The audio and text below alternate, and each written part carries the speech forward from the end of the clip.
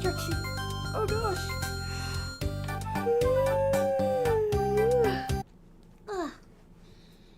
Oh goodness, hello. It's been a hot minute since I streamed from my computer.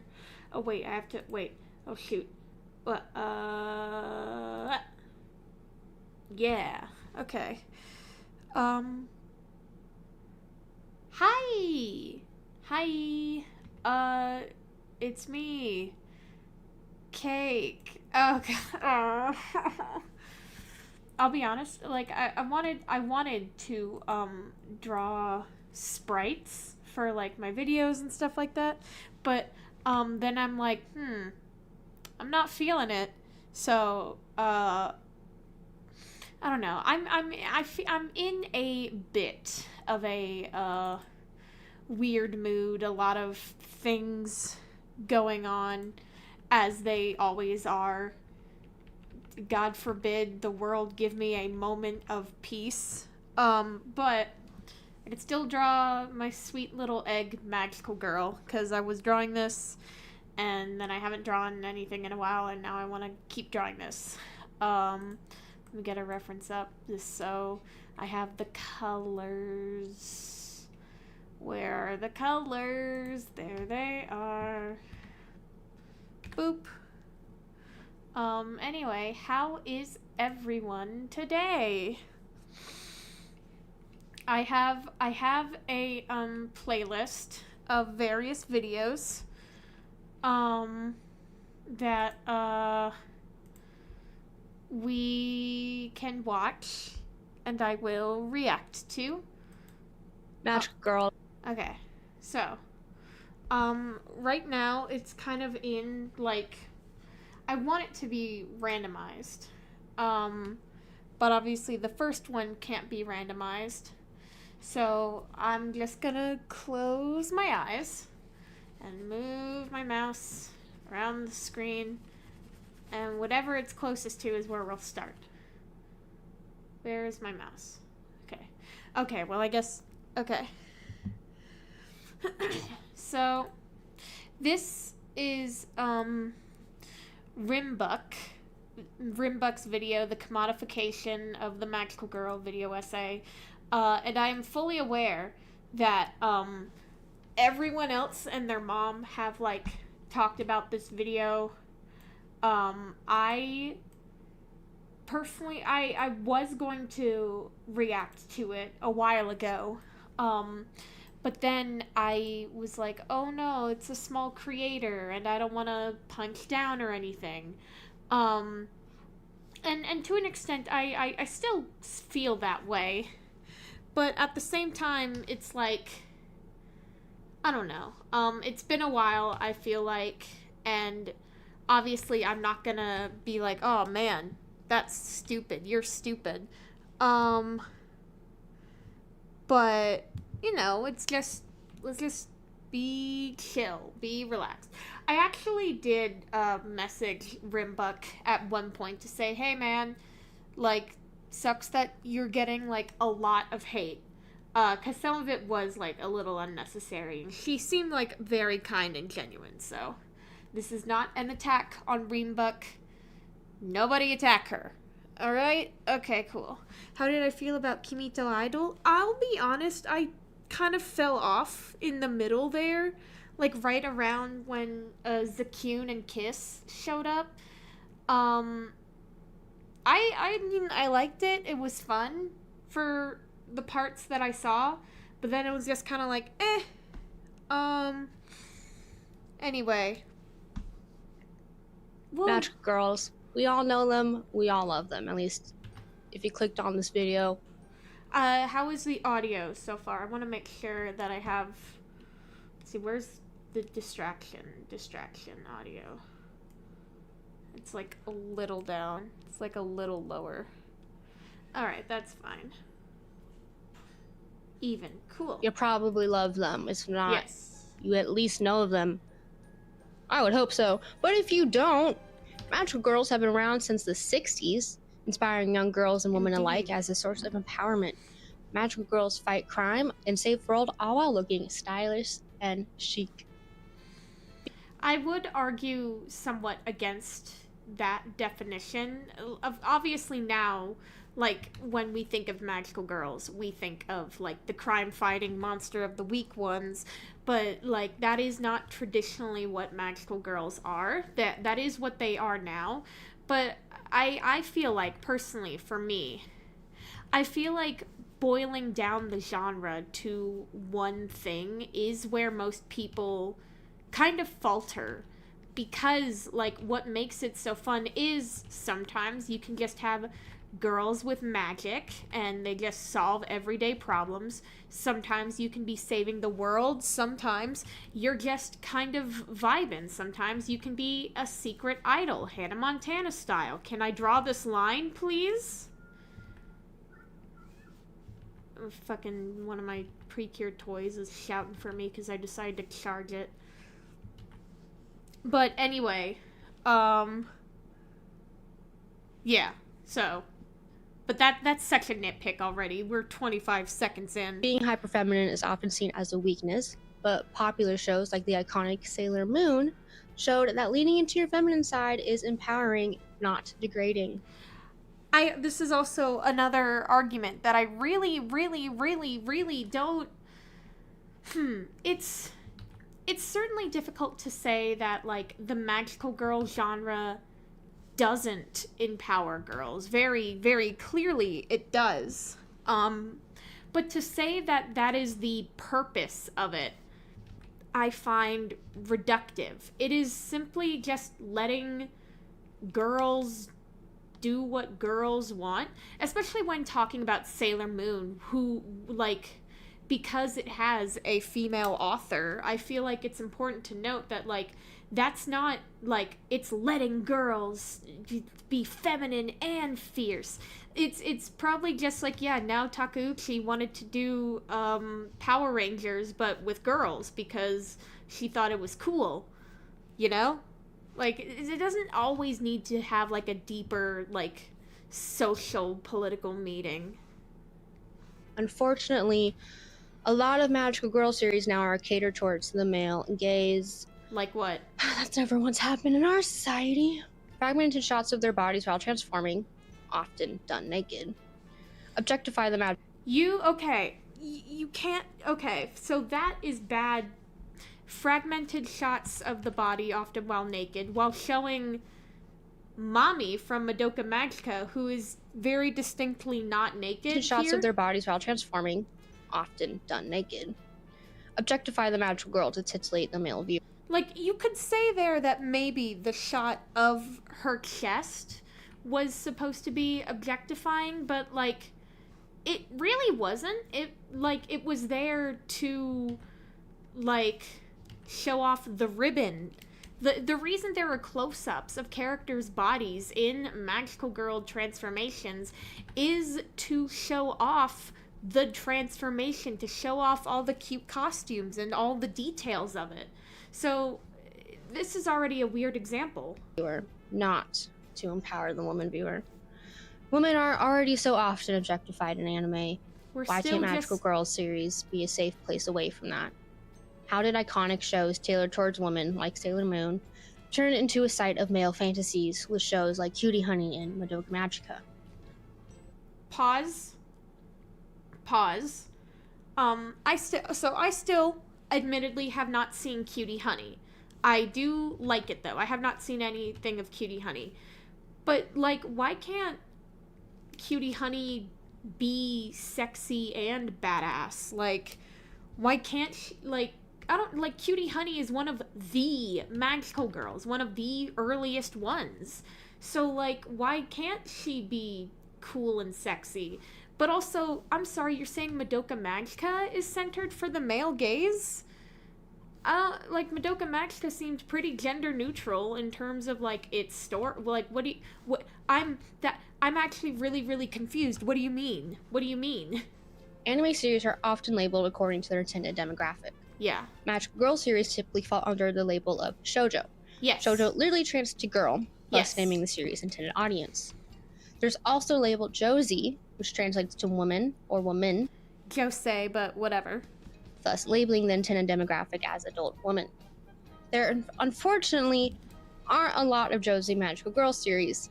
The manga Magical Angel Creamy Mommy and the Spoiled Princess is one of the few josei magical girl series. The Spoiled Princess is a sequel to the classic shoujo series Creamy Mommy, the Magic Angel.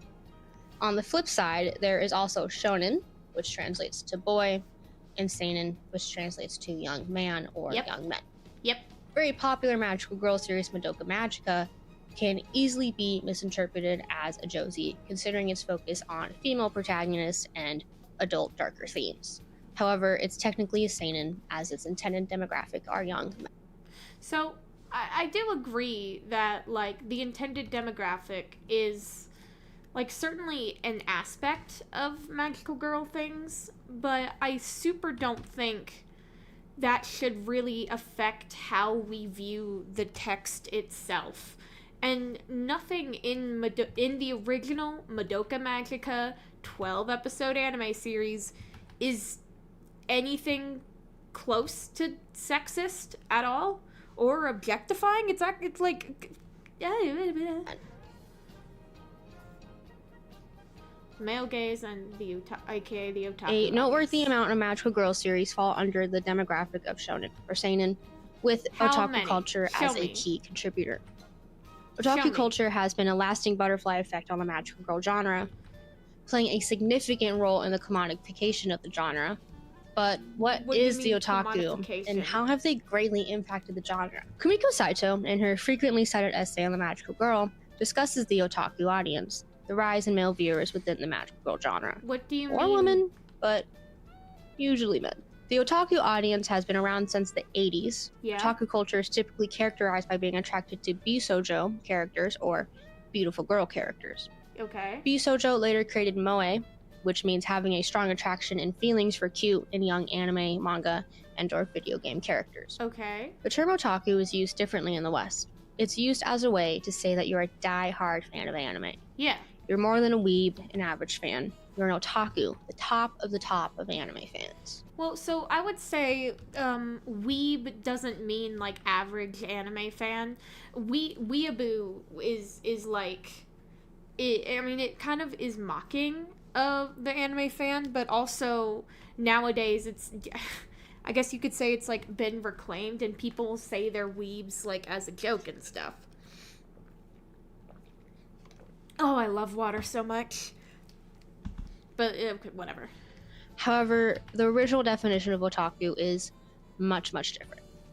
Well, it just means, Otakus like, take a fan. original material and make their own meaning out of it, Yeah. usually fetishizing the material and characters in the process. What does that mean? Interestingly, Huh? otaku culture ties back to postmodernism, as it's a practice in reusing images and ideas.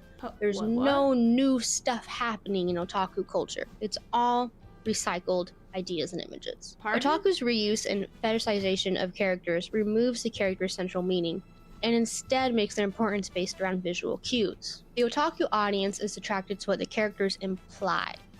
A bisoujo exposed woman implies that she's sexually available and easy. A bisoujo exposed woman implies she's sexually available and easy? Pardon? A moe young cute girl implies that she's innocent and too trusting. What? So when I say male gaze, in this context, I'm referring to men or women who participate in otaku culture, and I will be using it interchangeably with otaku gaze. How does this relate to magical girls? Animation studios found that creating magical girl series and characters that attract an otaku audience provide the studios profit. Yeah. Doing so allows them to create and sell suggestive figures and merchandise, even if the scene is depicting does not actually happen within the series. A popular example of magical girl series targeted towards men is Cutie Honey. When the bisoujo character, Cutie Honey, fights and transforms, her clothes are often ripped off, thus Okay. interrupting the narrative rather than adding to it. Cutie Honey was so popular that it has had several spin-offs and remakes. Yeah. Even though the original series debuted in the 70s, the otaku audience did not start to become noticeable to studios until the 80s. The success of Cutie Honey and similar series that objectify women demonstrated to studios that accommodating to otaku audience rather than women provides them with profitable outcomes. So, sexualizing characters give money, not sexualizing characters and empowering women instead. So here's my question. Why can't female characters be sexualized and empowered? Because from the and I say this as somebody who has not watched Cutie Honey, but isn't that kind of entirely Cutie Honey's thing? Like, she's a badass cyborg who transforms into, like, a sexy warrior of justice, and she kicks ass. Like, why are those two things mutually exclusive? Why can't one contribute to the other? Why does it have to be like, oh, sexualizing women is always bad? Especially, I know that Honey's age depends on, like, the series and stuff, but I don't know, isn't that she's, I don't know, it's just, this feels a little odd. Not bring money. And honestly, aimless. Some of the first magical girl series, such as Creamy Mommy, exemplified the belief that The magical girls' true goal becomes the eternal deferral of growth in their task to be just cute and young. Magical Girl series from the 70s and 80s focused on young, cute girls who used magic to turn into teenage girls. Yeah. At that time, it was a common trope for the series to end with the magical girl giving up her magic as she has realized that her true magic is her shoujo, aka her girlhood. What? Her adolescence is free of any obligations and expectations. She's not expected to get married, have kids, have a career, own a home, while denying adulthood. Oh, sorry, but can you please add volume to my microphone? Dang it. Yeah, give me a second. Oh, hit the wrong button. Hitting the wrong buttons. Oh, I love hitting the wrong buttons. Where is my microphone? Ah. I think it should be there. Right? I think it's there. Huh. I mean, maybe turn your volume up a little bit. Also, do pardon me for not having seen it sooner. I am having trouble with this shoe. Anyway, what was this said? At that time, it was a common trope for the series to end with the magical girl giving up her magic as she has realized that her true magic is her shoujo, aka her girlhood. Her adolescence is free of any obligations and expectations. She's not expected to get married, have kids, have a career, own a home, while denying adulthood is a rebellion against the expectations of women in Japanese society. Focusing on the magic of childhood also highlights and encourages moe from the viewer, as young girls are now seen as the ideal. Okay. While series like Creamy Mommy are not directly explicit, they're full of sexual innuendos. How? I mean, like that title, Creamy Mommy. They also make you. Okay, so this is something that, like, everyone has already commented on, but Creamy Mommy, the name is not meant to be a sexual innuendo. I am fairly certain that, guess the video that you watch is louder than me. Okay, well then I can lower it. Wait, is it? Is it really? Fuck. Wait, let me... Wait, huh. Nope. How do I... Go into Discord. Where's the output? Use of the bank. Okay. Give me a second. Alright, how is this? System. Lights and encourages moe from the viewer, as young girls. How's that? How does that sound? Am I like audible now? Directly explicit. They're full of sexual innuendos. I mean, like that title, Creamy Mommy. Anyway, so what I was saying, like, I am fairly certain that the animators at Toei in the 80s did not look through a dictionary of American English sexual innuendos and was like, creamy, let's do Creamy Mommy. Like, you gotta remember that, like, that is a different language, and in Japan, like, they use words from English just because, like, it's cool. So Creamy Mommy, they were probably thinking, like, oh, like a cream puff or like a creamy dessert. Like, they're not thinking sexualization. They're thinking, oh, it's cute. And also, Mommy is a name. Mommy is just a normal name. So Creamy Mommy does not have any deeper sexual meaning. That is... I do understand the instinctive, like, oh, what the heck is that name? But you have to put further thought into it rather than, like, just stating it as a fact. You need to think about it, honestly. They also make use of the bank system. Bank system is the reuse of frames to help save money. Yeah. This, again, goes back to postmodernism, just the reuse of images over and over again. Nothing new is happening here. In Magical Girl series, this... I don't understand why Rimbuck is so, like, caught on the postmodernism and, like, oh, nothing new is happening. Why I don't understand. Like, she's saying, like, oh, she said earlier that Sailor Moon was, like, the pinnacle of, like, magical girlness, but also, like, No, I'm just really confused. Yeah, English name's cool. But I'm really confused about this connection to postmodernism because like the reason animation studios have like transformation sequences or sequences where they can reuse the animation is, yes, to save on animation budget, to save on how many frames they have to draw. Is that an inherently bad thing? No, because it gives them more opportunity to refine like other scenes of the show. It gives them the chance to like create other beautiful moments. Like it's not a matter of we're gonna be greedy and not draw as many animation frames. It's literally just saving money. That's not bad. That's just how animation works. Technique is often used for the transformation sequence. Yes. This use of the big system highlights the transformation of an innocent moe character into a seductive bisoujo character, thus appealing to the otaku gaze. Again, so showing off Creamy Mommy. I do understand that Creamy Mommy is a bit of like a unique example because there was like the real life idol as of Creamy Mommy in Japan at the time.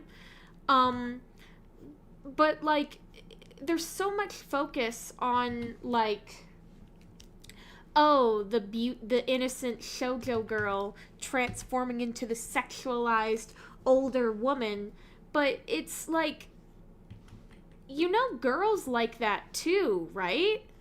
Like part of the appeal of like cuz Sailor Moon has kind of like a transformation disguise pen thing, and same with like Creamy Mommy, and a lot of the like transforming magical girls is that it's a fantasy for young girls. It's a fantasy to grow up into the idealized version of yourself. It's not exclusively just to objectify young girls. So we got moe, and then we got bisoujo. I feel like Rimbuck is way too focused on the moe and like these technical terms when most of the time the answer is magical girls cool. Boom, we got both parts of the otaku gaze in one in the OG Magical Girl series, like Creamy Mommy. It is important to note that both Cutie Honey and Creamy Mommy was not the OG Magical Girl series. It is, in fact, one of the earliest ones, but, there's Sally the Witch. There's, like, a lot more that you're kind of forgetting. And Creamy Mommy anime were made by men. Go Nagi created Cutie Honey, and Studio Parrot, which was founded by Yuji Nunakawa, created Creamy Mommy. Okay. Representations in popular culture. So, okay, yes, cool. Oh, thank you. Yes, a lot of Magical Girl franchises are made by men. You've yet to prove why that is particularly bad, though. That seems a little strange to me because you know that the creator of Precure is a man, right? And that man like made Precure because he knew that girls wanted to go ham just like boys do, right? Created by and aimed at men have depicted girls as symbolic of modernity and changing mores. Okay. As alluring but dangerous and threatening to masculinity, the family, and to the nation itself. Magical girls reject modernity and therefore become a threat to men, as she has rejected marriage and a family. What? In response to this threat, animation studios took advantage of the otaku culture and created magical girls who are considered bisoujo and or elicit feelings of moe for male audiences. What? Woman for the otaku gaze takes away woman's threatening power toward men. What? Thus taking away her original meaning and changing her to just a source of voyeurism and pleasure. What? What? Otaku culture in full force. How did women take back the genre? Take back? The iconic series Sailor Moon played a strong part, as well as the cult classic Revolutionary Girl Utena. Okay, so everything about Reambuck's channel and presentation style is about is like based around Revolutionary Girl Utena. You know, a man directed both Sailor Moon and Utena, right?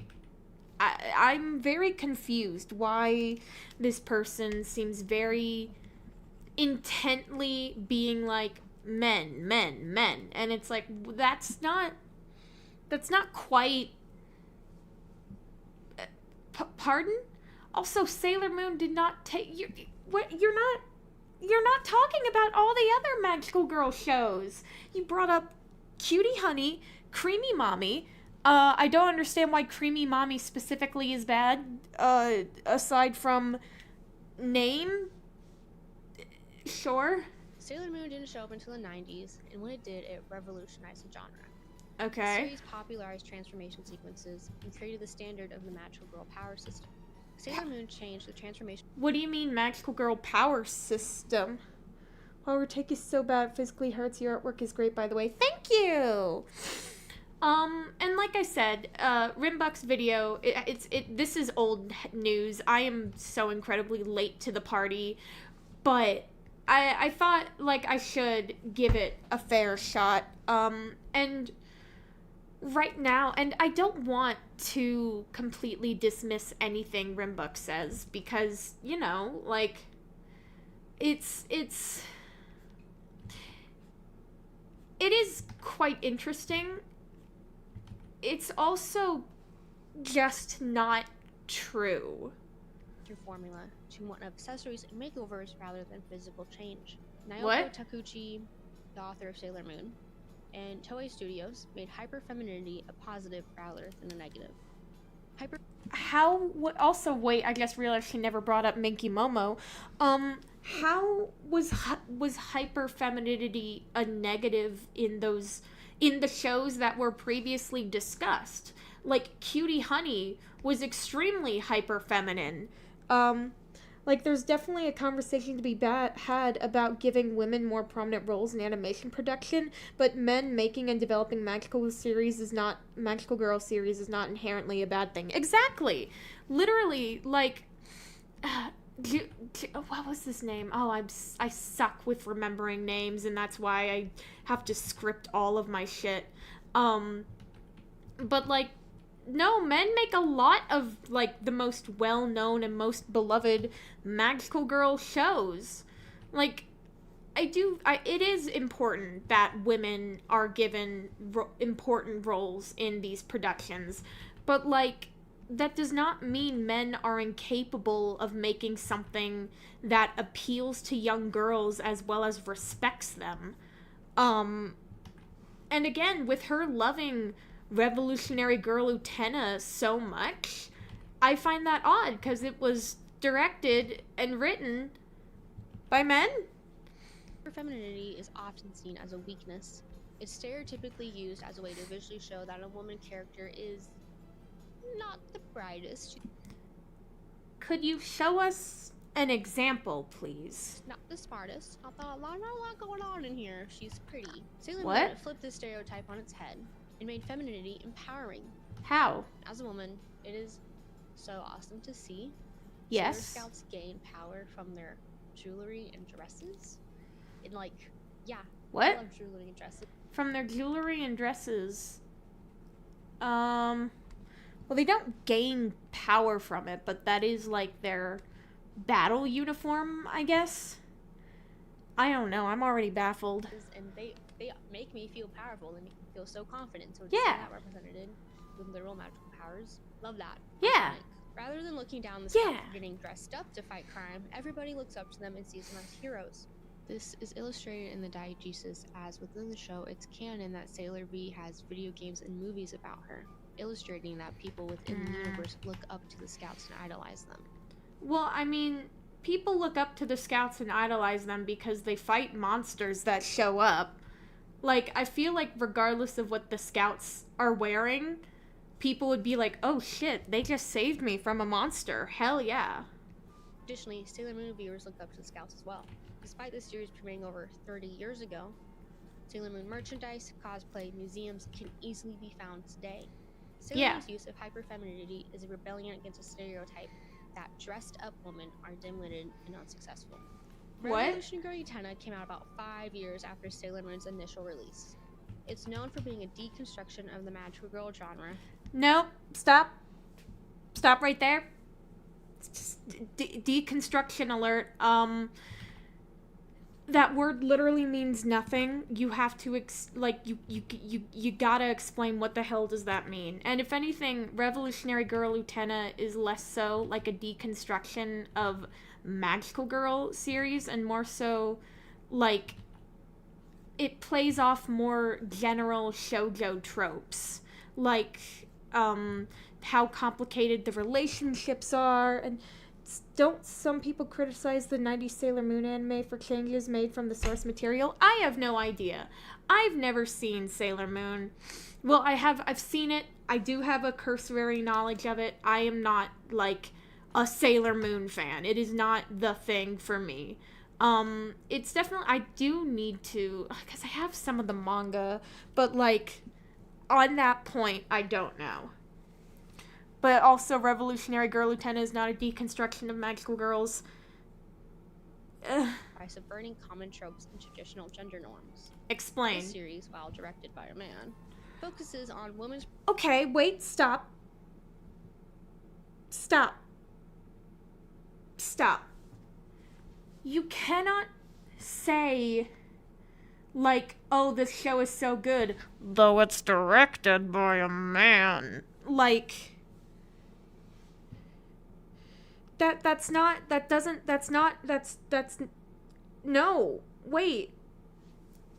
I'm sorry, you can't, what? What is your deal? I gotta be nice. I don't want to be mean.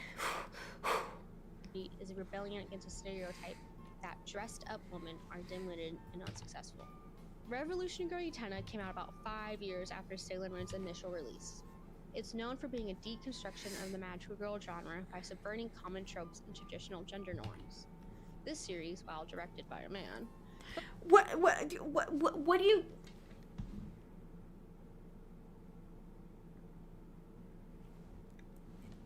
It feels like it feels like Rimbuk herself has her own inherent biases that she was unable to confront while making this video. Because, like, saying that Creamy Mommy is a sexual title is one thing. And so a lot of people on my, like, Magical Girl video on why, like, Magical Girls are not as respected in Western anime communities, a lot of people accused me of just going men bad, when that is not the point at all. And while most people did get that point, you know, internet anime dude bros are gonna anime dude bro. This video, however, is very much coming off as just men bad. And I find that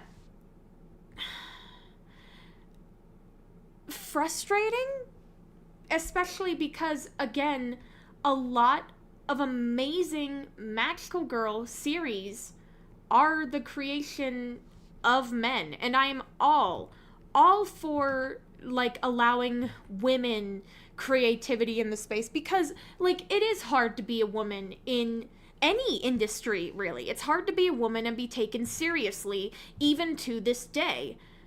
But you cannot use the fact that a male-dominated industry is dominated by men to say that the products that come out of that industry that are made for women aren't actually made for women. It's an unfair, like, conjuncture. I probably didn't use that word right, but, like, it doesn't make sense. You can't say this show is really good even though it was made by a man. That's not how that works. Focuses on women's problems and encourages change around women's oppression. It follows Utena as she tries to save Anthony, magical girl from a cycle of oppression. Okay, wait. So Revolutionary Girl Utena is not a magical girl series in like the traditional sense. It is extremely symbolic. It runs on its own logic. Anthe is not like, oh, she has super, like, the main magic powers that she has is like she can summon the sword of Dios. Like it rests within her body, and then I don't know. I'm so fascinated by this. And abuse. In Utena, Anthe wants to give up her magic, but the men around her force her to keep it and use it to. No. Wait, no. Anthe does not want to give up her magic. The men do not force her to keep her magic. Anthe is working for her brother, for Akio. Anthe the entire time is a willing, like accomplice in all of Akio's doings. Anthe has power over everyone else in the series except for her brother Akio. Every member, like Sayonji, Miki, like every other character in Revolutionary Girl Utena is beneath Anthe in terms of like power or whatever, except for Akio. Nobody is trying to like make Anthe keep her powers against her will. That is not what is happening. Revolutionize the world. What it means to revolutionize the world is different from character to character. But and it's also Akio, false. The antagonist, that means to reclaim his lost power and control. The series ends with Utena saving Anthe. Anthe loses her powers and Utena disappears from the world. Interestingly, this goes back to the early Magical Girl series, as those end with their magic being given up. So, no. And it's been a hot minute since I've seen Utena. I watched it for the first time last year, but no. Wait, I need water. Shoot, give me a second. Let me sip. I'm also hot. Goddamn. My temperature fluctuates so much. It's so frustrating. But no. So the whole point of Utena is that like the or at least kind of what I got, and I will admit my interpretation of Revolutionary Girl Utena is very much kind of taken from Sai Scribbles and a lot of her art like streams and stuff that I watched, and I've listened to her talk about Utena, and that's kind of why I wanted to watch Revolutionary Girl Utena. And while I don't always agree with Sai on a lot of things, I did really like her interpretation of Utena, but it's like it's all very metaphorical. Anthe did not lose her powers as a magical girl. The goal, because we see in by the way, spoilers for Revolutionary Girl Utena, we see in the flashback that like Akio as a child was kind of a representation of like childhood nobility, of the noble idea of a fairy tale prince going and rescuing princesses locked in the towers and things like that, right? But that idea, like one child cannot do that alone, and that was killing Akio.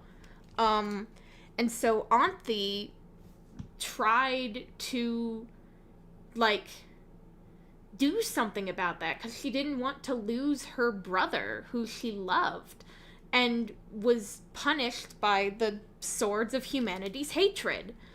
And And as and then as they grew up, in because who knows what Anthi and Akio are? They're like they're something that's a whole other like can of worms. But like Anthi is she did not I'm I'm baffled. Anthi was not she, the story Anthi is in fact a deeply like abused person.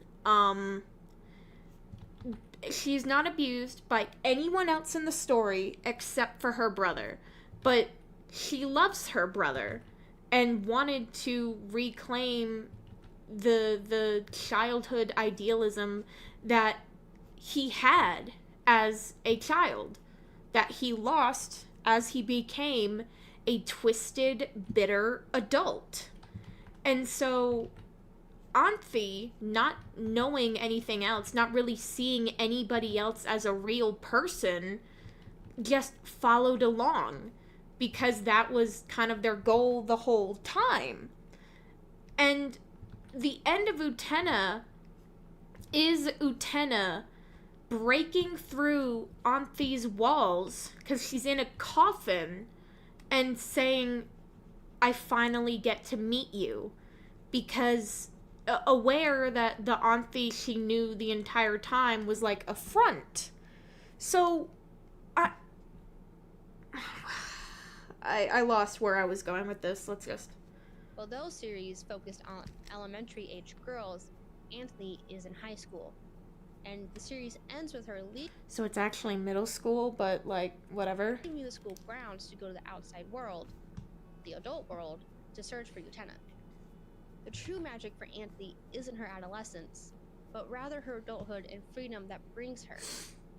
Well, so okay, so the school in Utena is like a very strange liminal space almost. Liminal is not the right word, but it's a very non-linear space.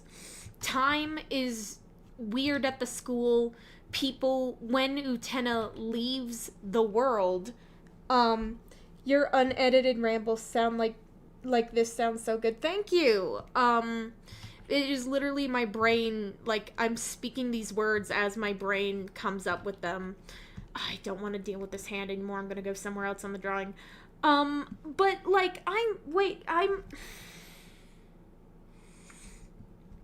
So Akio said, like, the whole thing about, like, oh, the egg will die before it ever hatches if it does not revolutionize the world.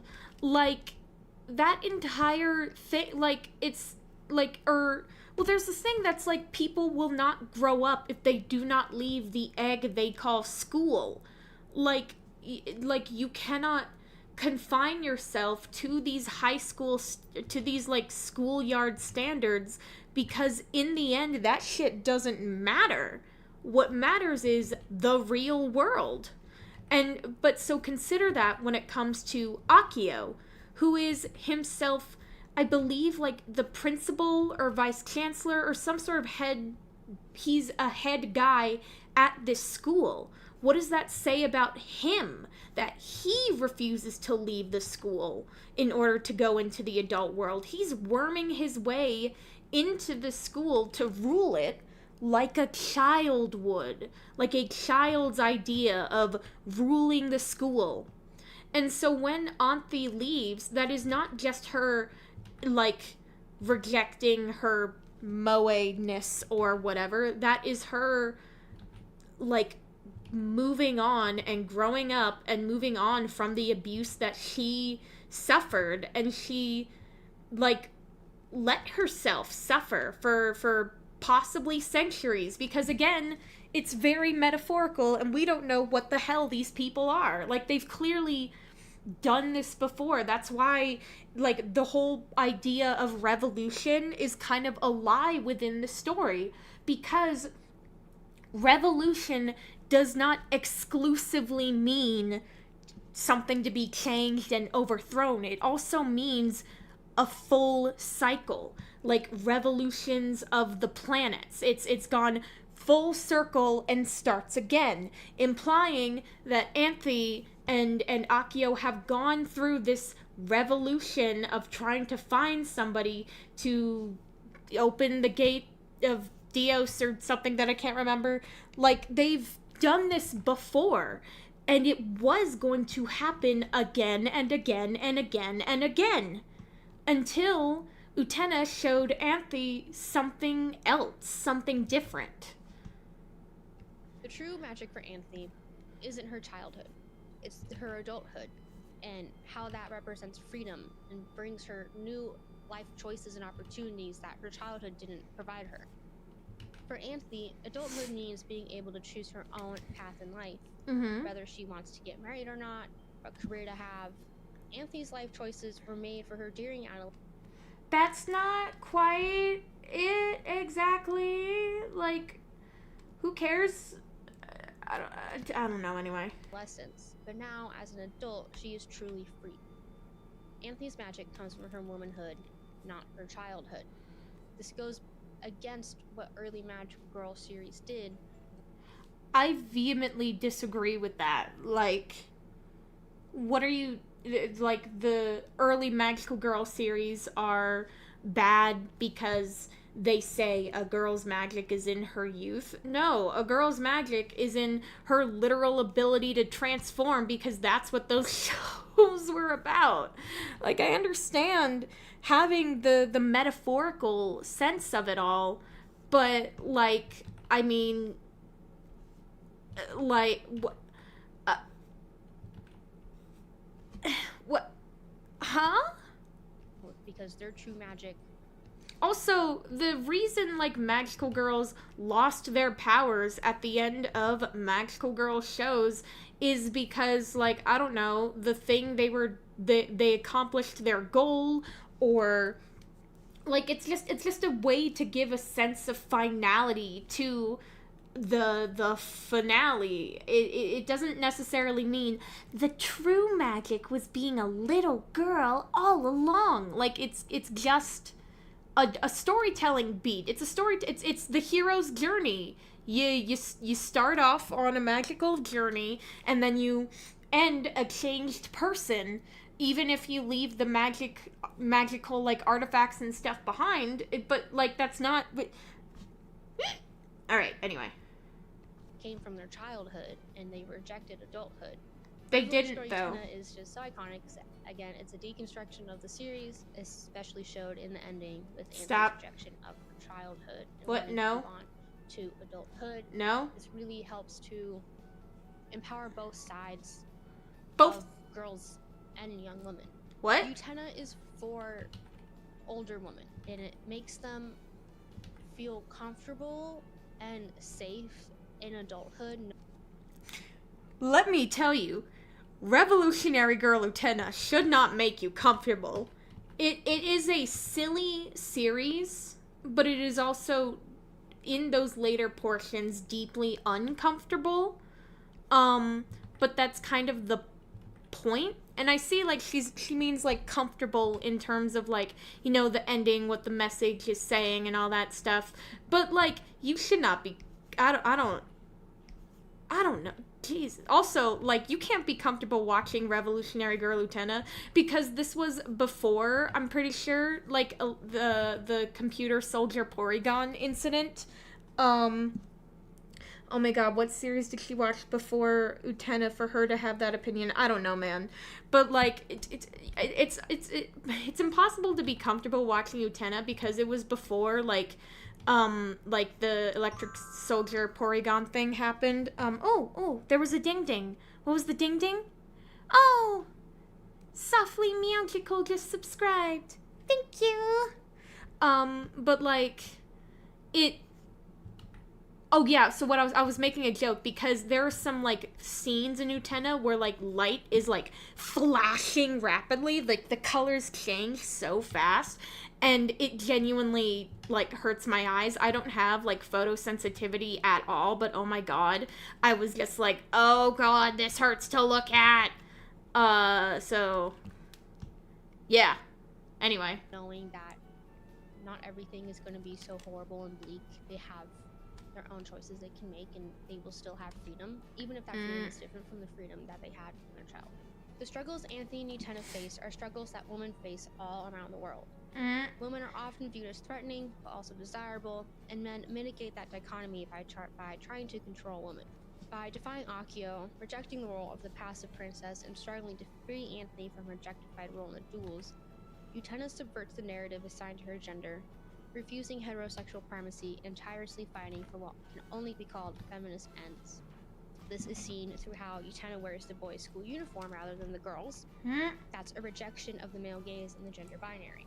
Well, so also seen through how she develops a queer relationship with Anthony, a theme that is more overt in the retelling movie Adolescence of Utena. Utena and Anthony's relationship goes against the male gaze. They have labeled themselves as non-desirable for the otaku. Their visual cues are not for heterosexual romance. These actions from Utena, plus her final act of saving Anthony, is openly feminist as it encourages non-rigidity for magical girls and women. Utena acts as a warning.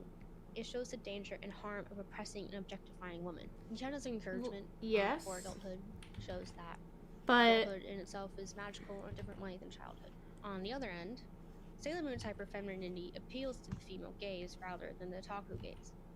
The Scout's visual cues are hard to be misinterpreted as a sexual reading. Her changing jewelry and clothes are symbols of power and agency for women, not fetishization. Okay, wait. Accidentally unsubscribed and then found the... Yay! I have nothing to add. I just want to say I genuinely adore your content. Thank you so much. Oh, you guys are so sweet. No, but so I want to say, why is...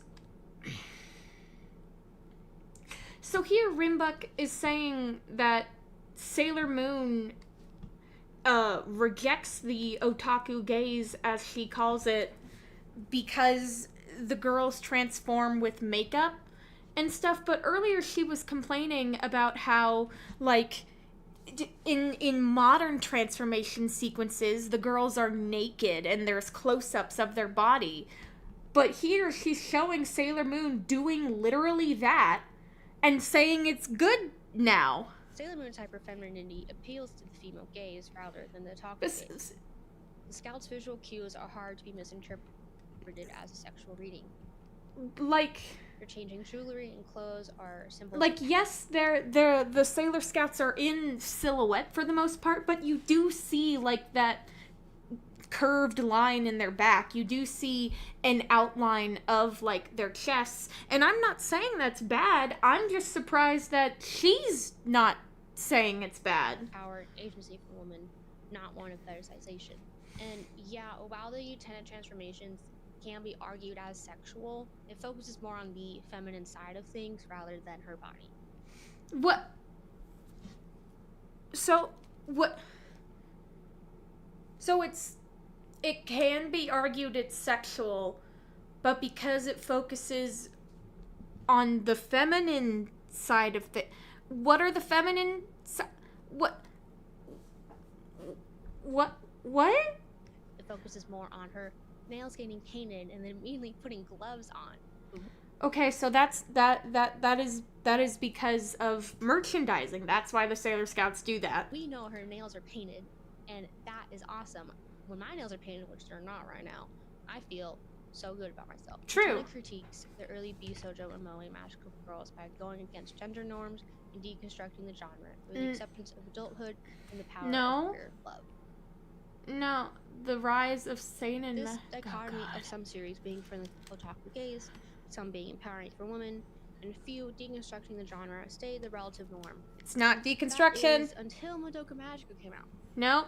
Madoka Magica is a long-lasting fan favorite series, and it has left a noticeable, seemingly everlasting change on the magical girl genre. It hasn't. Madoka Magica change the game. It really It didn't. opened the door for Magical Girl series to explore darker aesthetics and grittier themes. No, it didn't. It's applauded for being a deconstruction of the Magical Girl genre through its critique and subversion No, of it's the not. typical beats the genre follows. Like what? What are Most those importantly, beats? the first 2 episodes start off as a typical Magical Girl anime. How are they tipping? This is the thing that drives me fucking bonkers every time. Like, this is not directed at Rainbuck specifically. This is the thing that drives me fucking bonkers whenever anyone talks about Madoka Magica, saying the first 2 episodes start out normal and girly and like, no, they don't. They start with with this, like, I don't know what happened to my pen pressure there. With this, like, ominous, quiet shot of Madoka running through, like, the most, like, liminal space feeling hallway imaginable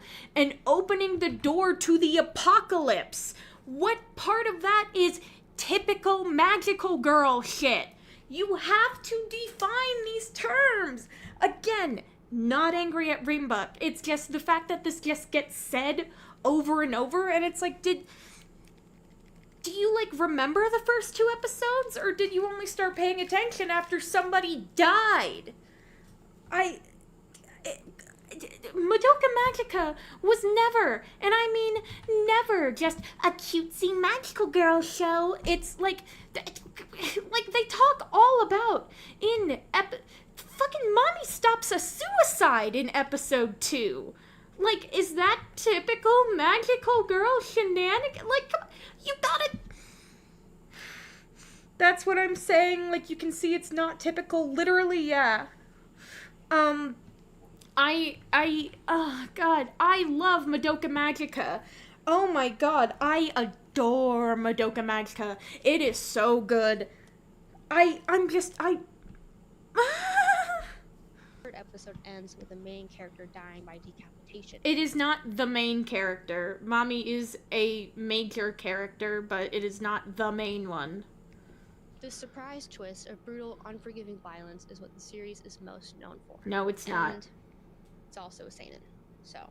Okay, why is that bad? Not women. Because women don't like violence, not at all. Not like there's... You say that, but Madoka Magica has a very large female audience. Hello, I'm right here. And saying, like, just because it's seinen does not mean it is meant... Okay. Just because Madoka Magica's target audience is men, that does not mean it was made for the male gaze. No, keep hope about the Madoka Magica movie. At least this time we have footage. But, like, just because something is seinen, made for a male audience, does not mean it is for the male gaze. It is not... That is not how that works. It is considered a seinen more than likely because of how fucking weird the show is. There's so many, like, weird artsy shots. And also, the thing... Oh, I need my animation glove. My hand is getting sweaty. There we go. So, like, it has to be one or the other, okay? There's never just a children's anime or like an anime. There's not like a unisex anime title, okay? So, like, they have to put it in one category or the other. I don't know. It feels like this person is so hung up on these specific definitions. A bunch of women who love the MCU and stuff.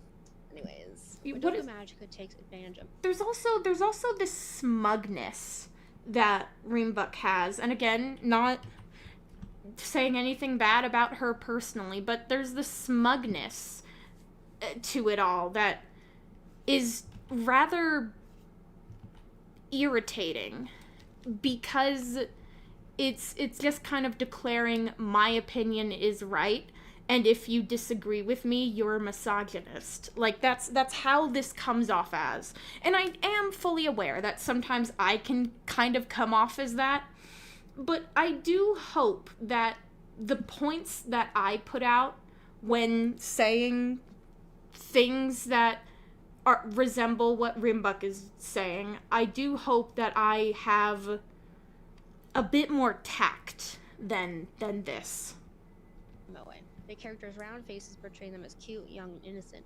Well, yeah, because they're middle schoolers. Draw affectionate feelings for male viewers, and the dark, gritty, battle action themes reference similar themes seen in popular. Are we ignoring that, like, Madoka Magica's designs, like, especially of the main 5 cast, was done by a woman, too? Like, that's her art style.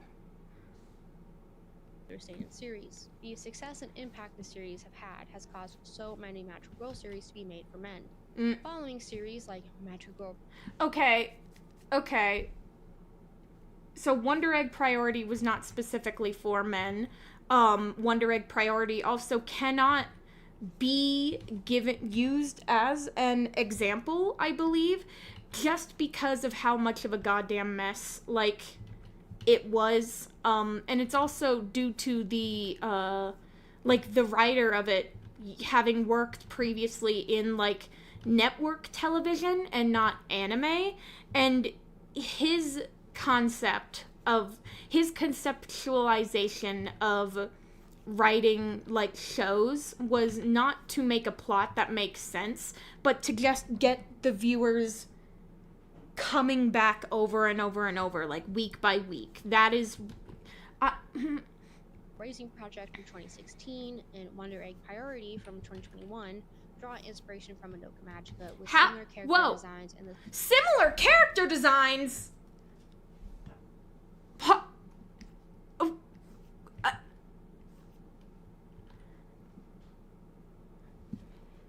I have to leave. Have a good stream, and your drawing is cool. Thank you. Madoka Magica is still fundamentally a magical girls show, and despite everything, that's what makes it work. If it was just a male gaze show, it would have never gotten the popularity it has. True. And, like, that's another big pet peeve of mine. The original sorry, I hit my knee. The original Madoka Magica never sexualized its characters. Especially, Mommy's the one that I look to, because Mommy has a chest. She is 15 years old and she has boobs. But the original series never dwells on it.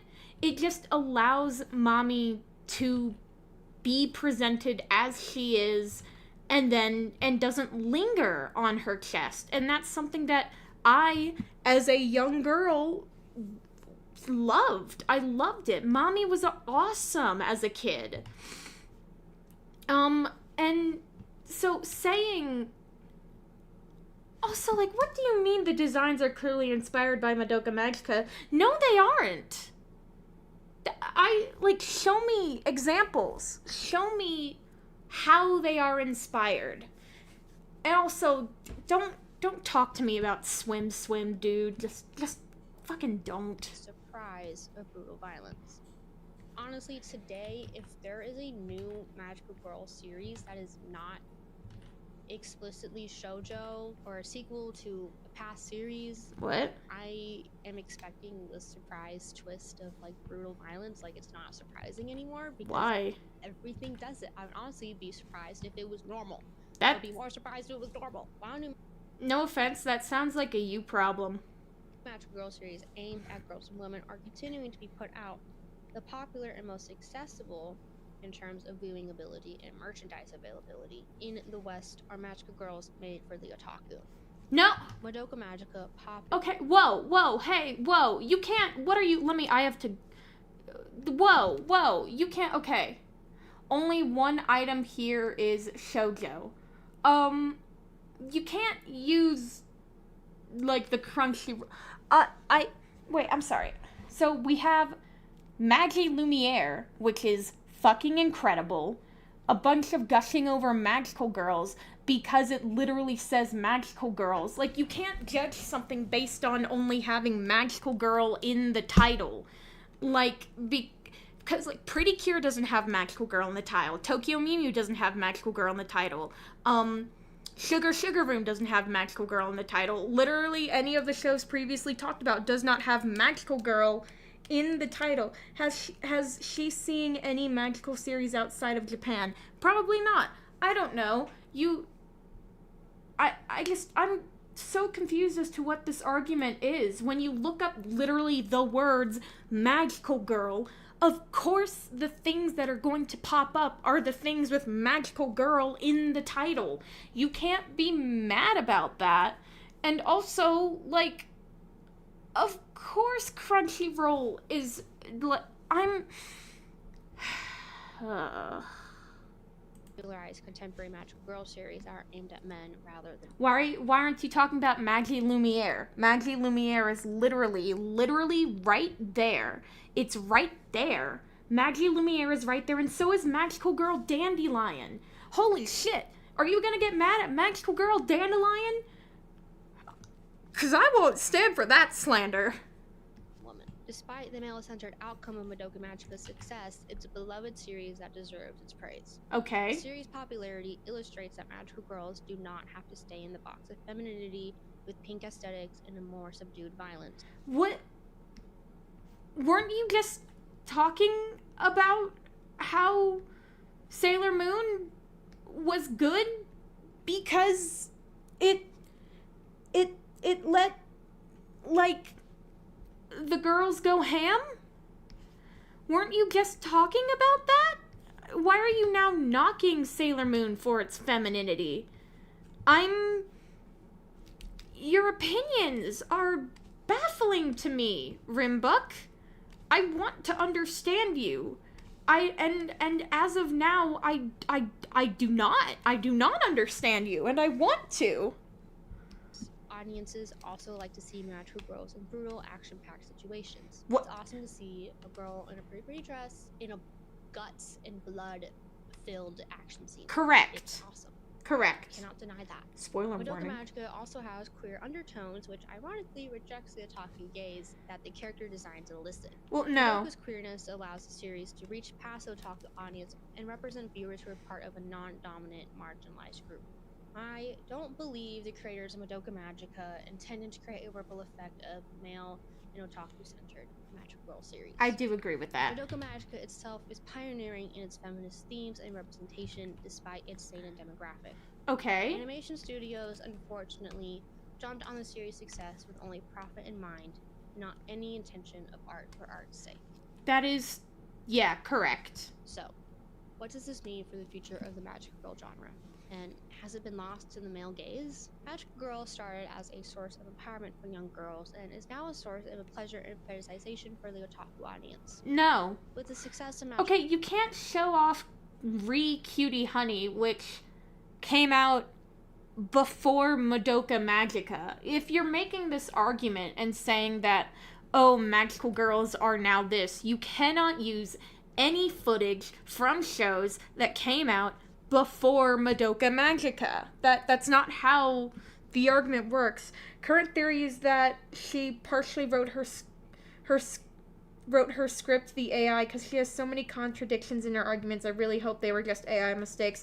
I don't think it's like AI. Unfortunately, we cannot blame every bad magical girl video on generative AI because that's simply... Because sometimes people are simply wrong, and that is okay. Sometimes people are just wrong, and that's okay. I don't know. The girl series catered towards men. The genre is now founded on the expectation that the adult viewer has acquired a diachronic fan perspective to fetishize both the characters and the text meaning. What? It's expected for the otaku viewer to gain sexual pleasure from magical girls. What? Contemporary magical girl series use pre-existing knowledge viewers have on the genre to create new, titillating experiences. No? So, Madoka Magica used pre-existing knowledge of the magical girl genre to do that surprise brutal twist of Nami dying in the third episode. Not However, really. Despite magical girl series often catering towards the otaku gaze, the grown-up feminine audience make their own positive representation out of the objectification. The female spectator enters... You have yet to explain how Madoka Magica is the bad magical girl video essay everyone was memeing on Twitter. I think this is, I think this is it. Yes, this is the bad magical girl video essay everyone was memeing on Twitter. And I see I see why everyone was memeing on it. Not, I think... And the polyamics of negotiation, exploiting textual contradiction to put into circulation readings that draw the text into female and/or feminist orbit. Adult women viewers make their own positive representation and/or enjoyment out of shonen insane and magical girl series. Yeah, because fan art of Madoka and Homura in a relationship. Woman cosplays Cutie Honey. There's online forums of women viewers praising male-targeted series. Yeah. And so much more. It's I don't like how often Cutie Honey's clothes are ripped off during. It's almost like some women like products made by men. Battle, and the camera angles are clearly meant for the male gaze. I feel like, okay, so I've never played Bayonetta. I feel like Reembuck would explode if she saw Bayonetta. Sometimes. And you know what? Frankly, as long as it's not like a literal child, who cares if a man wants to create this super sexy, awesome female character who gets her clothes ripped off and, like, I don't know, good for you. Like, why it's only when that is depicted as the only way for women to exist is that a problem. But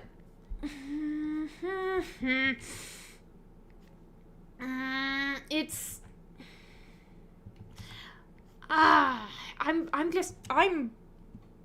Can we make suggestions on other video essays? I really love Queer and Sweet's video on Madoka. I tried to mostly react to things that I'm probably not going to agree with, just because that creates more of a conversation rather than me just, like, watching a video and saying, like, yep, same, yep, I agree with that. Just more so in an exercise of... But, I mean, you can suggest things if you want. I don't mind. But at the same time, it is so awesome to see a woman so confident in her body and herself that being exposed does not stop her from fighting crime. Yeah. And yeah, it is so frustrating that more often than not, a new magical girl series is catered towards men. But I'm also glad Can you that give we're getting examples? Magical girl content in general. If we weren't getting any at all, then that would mean there's very slim chances of actually empowering magical girl series to come out again. What? But why? Them. Yeah. So, Precure. I believe in Precure. the near future there will be a new original magical girl series. Yeah. Aimed towards women. And I'm talking like specifically anime. Why? There are new magical girl series coming out that are targeted towards women, such as the manga Magical Girl Dandelion.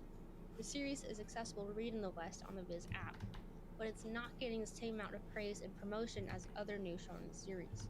The cost of a subscription to Viz, a digital shoujo and josei manga library, is half as much as Shonen Jump, a digital library of shonen and seinen series. While I'm not complaining about the cheaper price, this does show that the mainstream popular audience desires male-centered stories more than women-centered stories. That is true. And this is most likely because the otaku audience brings in more revenue. So that's what the companies promote. Okay, so wait. That's what the mainstream audience is taught to like. I'm not sure. You really have to go out of your way to find these series. A lot of people know about the Shonen Jump app. A lot of people do not know about the Viz app. You have to go out of your way to find magical girl shows on streaming services like Crunchyroll. Women-based audiences have been known to critique and push back against seductive shoujo merchandise. Okay, so the Toru figure was not literally... that wasn't, like, official.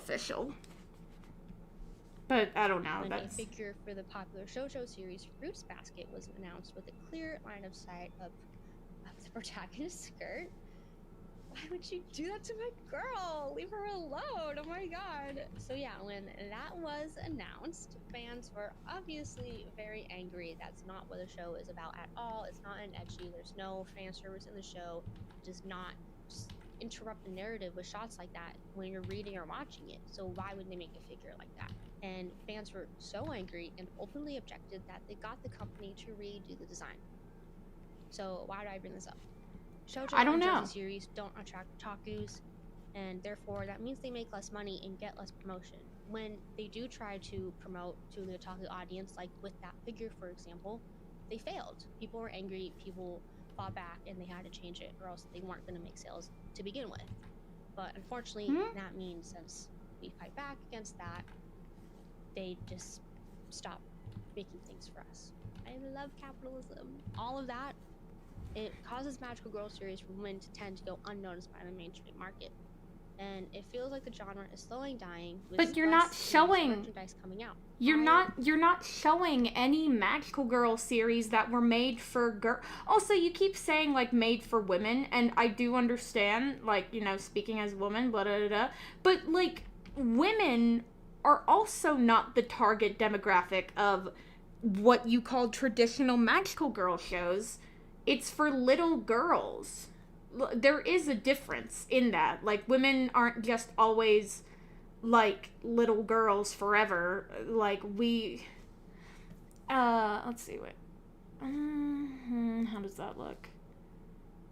I don't know. It's just, I would also, yeah, no, it's okay, whatever. It's would love to see woman targeted magical girl series to be as equally as popular as battle shonen, like One Piece. Like, so would I have a magical girl series on the like front page of Crunchyroll rather than always being shonen and seinen. I would also love to see a new shoujo or josie series that goes back to the magical girl roots.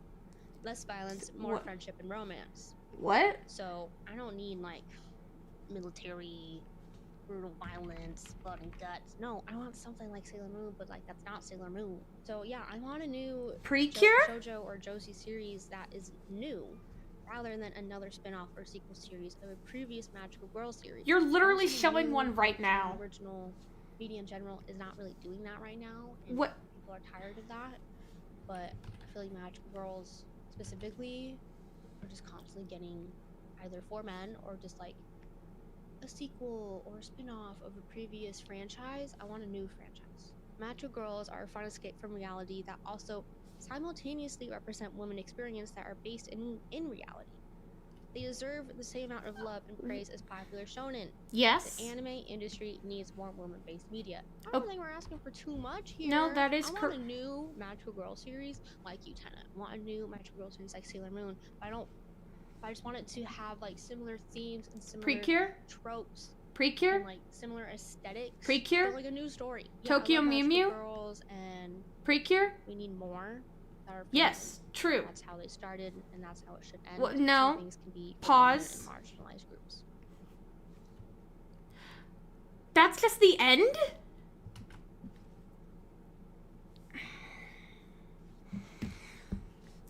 Oh my god.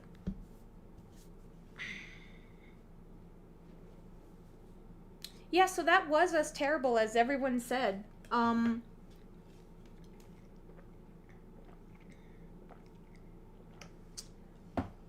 Yeah, that was pretty bad. And honestly, rather incoherent. I feel like none of the points really added together. It never really coalesced into any kind of thesis aside from men bad because sometimes they sexualize girls. And I find that to be a rather unproductive thought process. That was not good. Reambuck definitely has my respect as like a fellow creator, a fellow woman in this space that is heavily male dominated. And I do in fact agree with her that there are problems with like how fandom, I guess, but in her case she says otaku culture, otaku gaze, I just say fandom. But there is a problem. There is absolutely an issue with how fandom culture treats magical girl stories. She is not wrong about that. She is not wrong about the underlying misogyny that magical girl stories face. She's not wrong about any of that. What she is wrong about is what that discrimination is, how it looks, and how it manifests within, like, communities.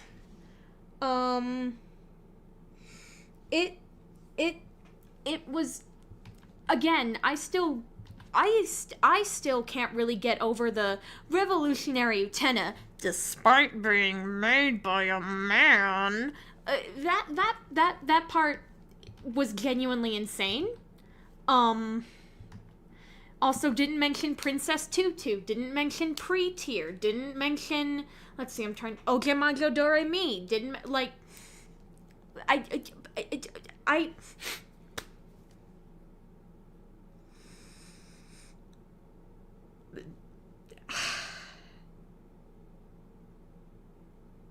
yeah, no, I could have just responded to this with my own goddamn video. Holy shit. Oh my. Again, literally nobody. Do not go to this video. Do not leave a comment saying, "Oh, this was bad." Like, do not do that. But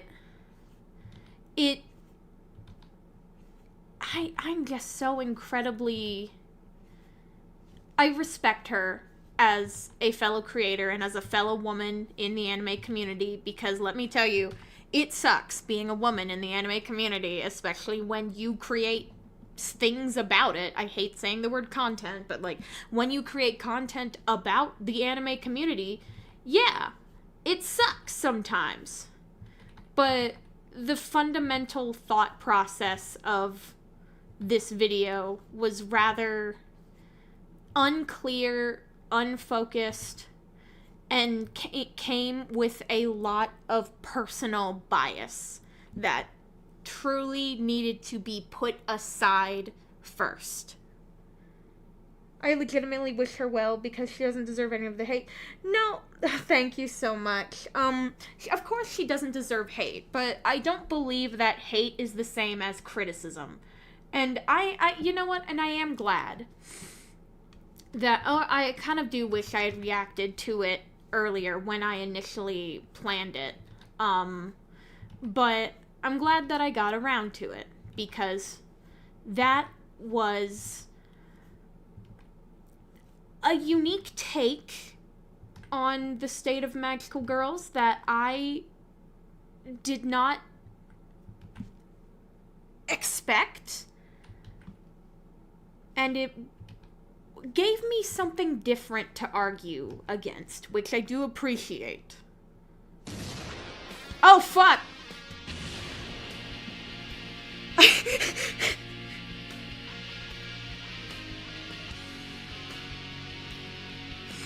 I guess we're watching Nostalgia Critic now. Please make a response, because you could highlight all the amazing shows and mangas that exist. I mean, why bother making a response video when I made a response video before Rimbuck made her video? Like, people, like, it was really funny when people were clowning on the video on Twitter. It was incredibly funny that somebody was like, this video basically counteracts every single point despite the fact that it was made months ago and it was my video. Like, I've already said everything. Yeah, we're in Nostalgia Critic time. Who's ready for this? I used to really love Nostalgia Critic. I don't anymore, but like,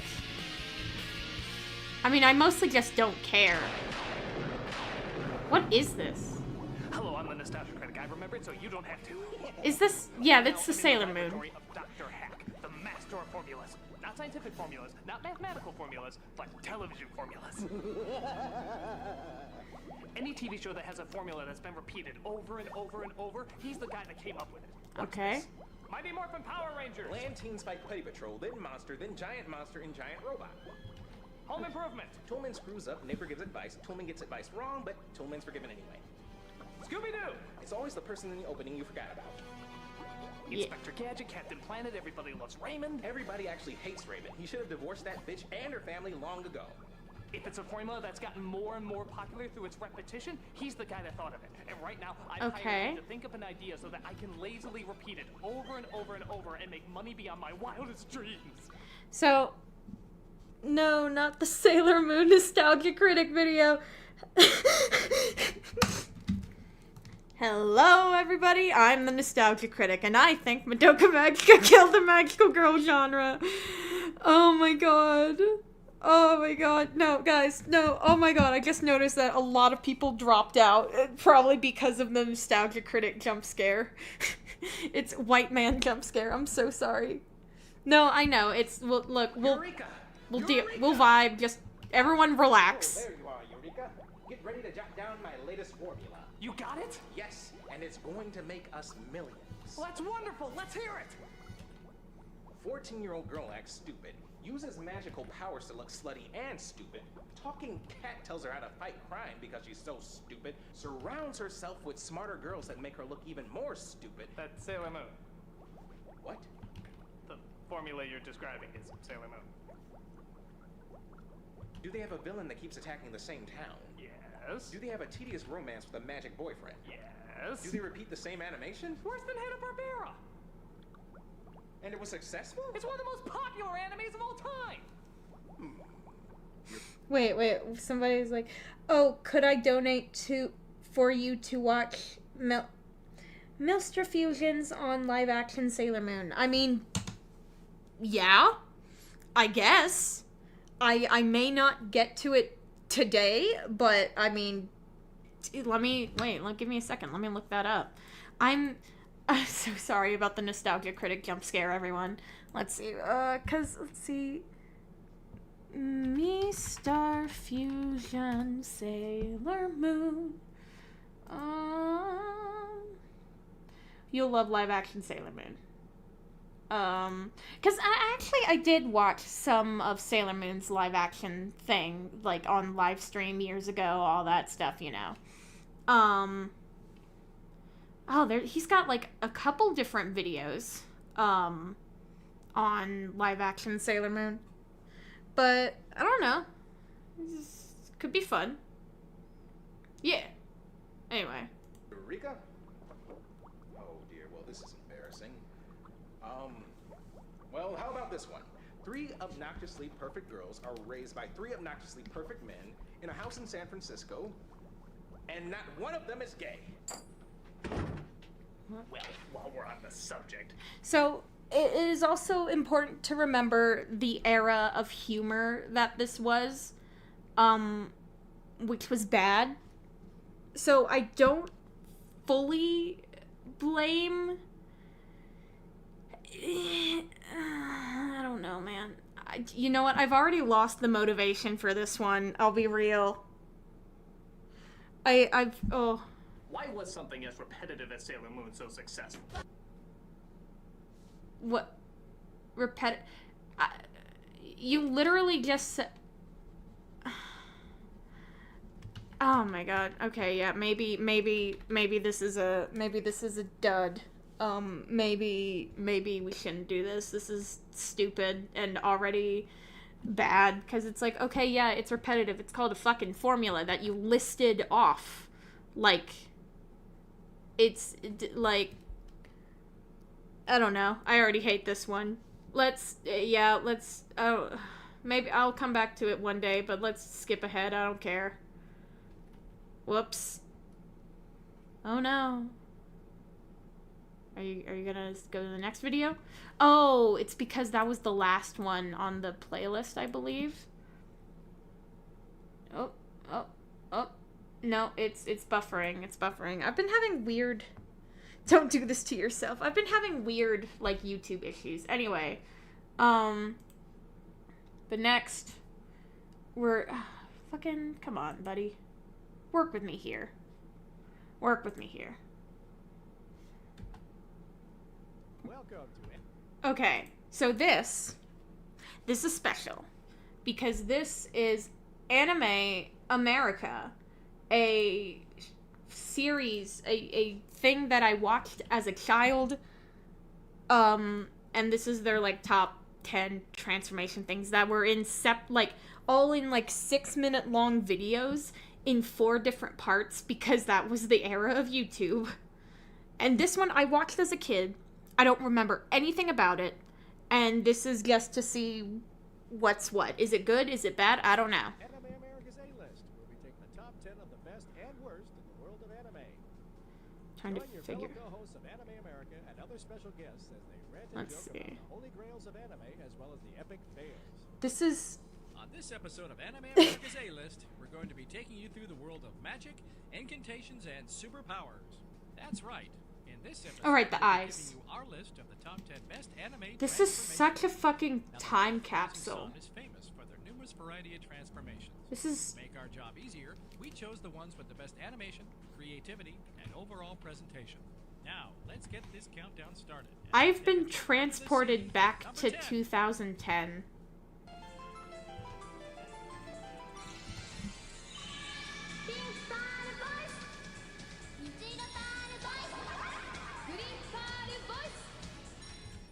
The mermaid to singing idol transformations of Mermaid Melody.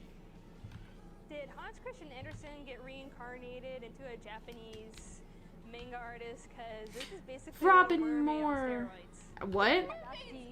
And then they get legs. That's awesome. Don't worry, Twitter. Don't worry, Twitter. And you don't even have to make a deal with the evil sea witch. I know, you don't lose your voice. I mean, they just transform and then they have legs. It's like, What? holy cow, a fish just came out of the water. It's evolution. What? I had no idea that anime would actually make a mermaid anime. I had no idea, so this is the first thing. But What? I'm cool with it. If you want to find a different way to do mermaid, I'm cool with that. Why is this all Little Mermaid? It was beautiful transformation and all. It's just mermaids. Wow, that's very unique and special. What? From singing mermaids to metallic frills, number 9 gives transformations a new look and style. What the fuck was that? Nobody said anything about the transformations. Everyone literally like it's okay. The way that this is framed is like okay, everyone. We've made our list of our top 10 anime transformations. The first one is Mermaid Melody. We need you guys to think of a funny bit to do, and everyone just thought of Sailor Moon. Not Sailor Moon, fuck, of The Little Mermaid. Like, y'all know other mermaid stories exist, right, brother?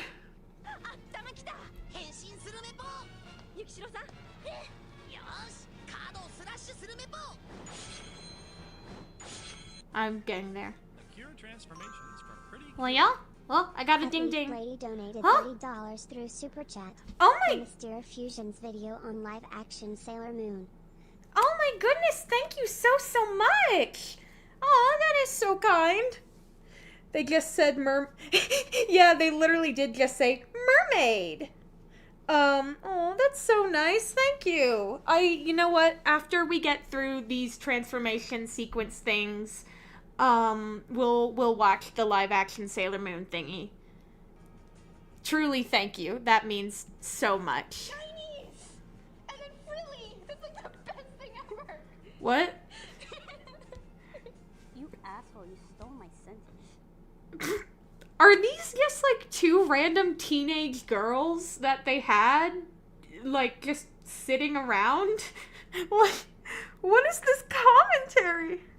This video feels like it was that one top 10 hottest Sonic characters. No, that's just how things were edited in this era, okay? Haha. I was gonna say shiny. Okay, then I'll say frilly.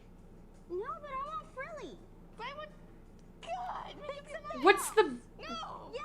what's the bit? That was that was metal, and it was really pretty cool. It was just like it was different from what I usually see as for transformations. Explain. Sorry. It's all right. This was interesting. not like any typical transformation. You just grab this little mystical thing and transform with it. Grab a cell phone, ka-ching, turn all metally, and the costume comes out of the metal liquid. That's cool. That's actually pretty cool.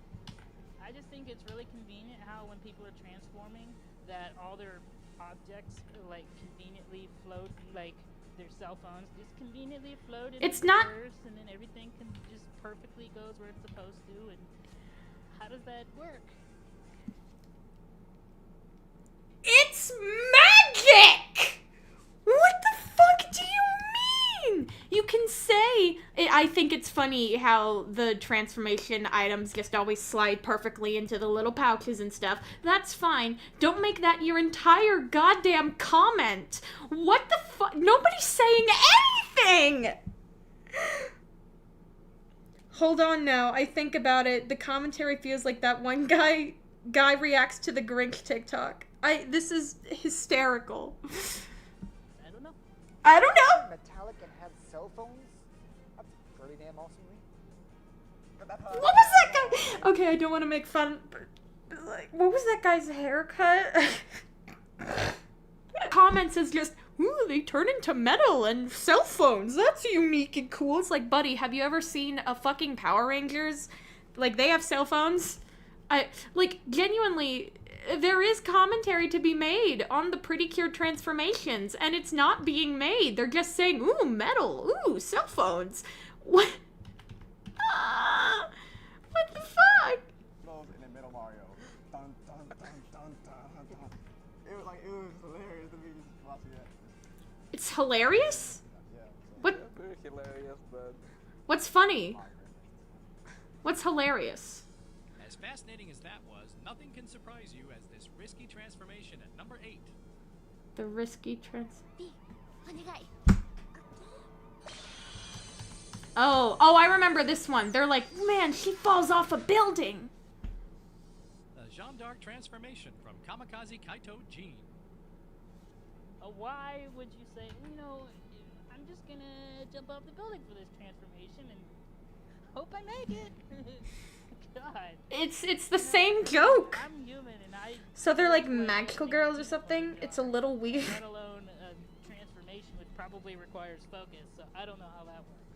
You have to jump up from a building to transform and change your clothes? You have to live in either New York, Chicago, or San Diego. Because here in Florida, you'll reach the floor and die. Here in Florida? I keep wondering, like, what happened if she was like in her house and it was out the normal window. Yes. It was too low. I believe I can only do that on certain buildings. I mean, I was wanting to see just malfunction. Crap. This girl's got some serious frossos to just jump off of a building, transform, hope that she doesn't land on anything, and... You just showed her landing on something. She's like on a really tight building with like no extra buildings underneath, because seriously, she doesn't transform fast enough or something malfunctions, she's dead. What do you mean malfunctions? Transformations are just extremely long, but I love this one because you have to transform quickly. Or else it's done. You're over. No one's saving the city today, sister. What the fuck? You better hope that building's tall enough. What the fuck are these comments? It feels like they... Why is she so... I don't know. It feels like they showed these transformations to random people and review them on the spot. That's actually awesome. God, this is so funny. This is, oh my God, I used to love these videos. And I remember to me as a child, everyone being like, whoa, metal was so like insightful. Like, yeah, it is really interesting and unique how these girls like are shaded as metal and how like that is cool. What? She's cool. Do they do that every time? Do they do that every time? Okay. Off camera, yeah.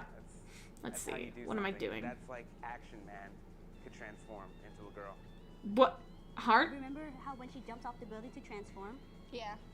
Imagine if there wasn't that little building that was right there that you could actually step on. It'd be pretty horrible. These two especially feel like two teenagers they pulled in. Transforming splat. Also, that hat, I love that. That still area, it'd be that body line. The chalk outline. No, I think they do it with tape now. Okay, tape outline. They do it with tape. What the fuck? Right back with some magic tricks and some sex appeal. Okay, now we have to watch the next video. Because that's the era of YouTube. Welcome back to the A-list. This is so As we funny. said before, Japan is loaded with varieties of transformations. So where would the A-list be without our honorable mentions? What? Poemi's transformation from Puni Puni Poemi. The one thing with Puni Puni Poemi is that it just takes the laws of anime and transformations, just toss it out of the window. Hey look, it's a fish. I'm gonna stab it and transform.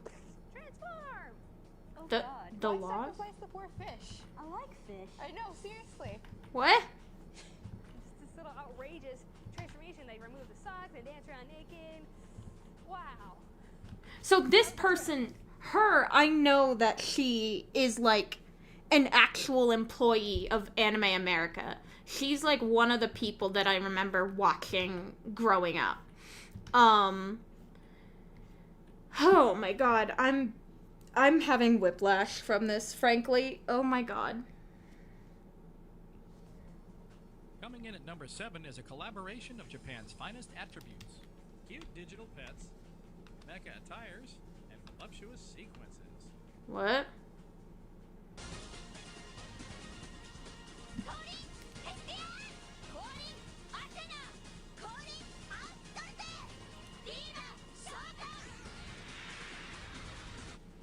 Patty Pies to Divas transformations from Cyber Team and Akihabara. Akihabara. That's number 15. Like, it's Akihabara. Like, this is 2010. I shouldn't be mean, but... Okay, yeah, show the transformation. Akihabara. It was sex appeal, but within taste, because you didn't really see anything. You just saw the boobs getting bigger and the buttocks getting larger. They went from, like, innocent girls to, like, voluptuous women. Okay. And it was kind of a turn on, like a sex appeal for the, the male audience. But Or still, it the wasn't female it if you're wasn't woke. hentai-ish or anything. So, animation was good. The transformation sequence with the mechs were awesome. And the sex appeal was kept within taste. And I think I'm giving the camera guys some ideas. What? This transformation gets top props. Booey! Good sound effects. Boobies! Good quality overall. Bigger boobs! There's just These great people fun. really thought they had something here. Boobies! Okay, we get it. There's boobies. We love boobies. Everybody loves boobies. True. These people thought they were Girls cooking. Who have pets that turn into older versions of them that are sexy no matter what, and have satellites that shoot at them to make What? sure this happens. Yeah, Oh, that's just, it's there. indeed. Number 6 is a very special transformation that makes you want to believe in magic all over again. Yeah, okay.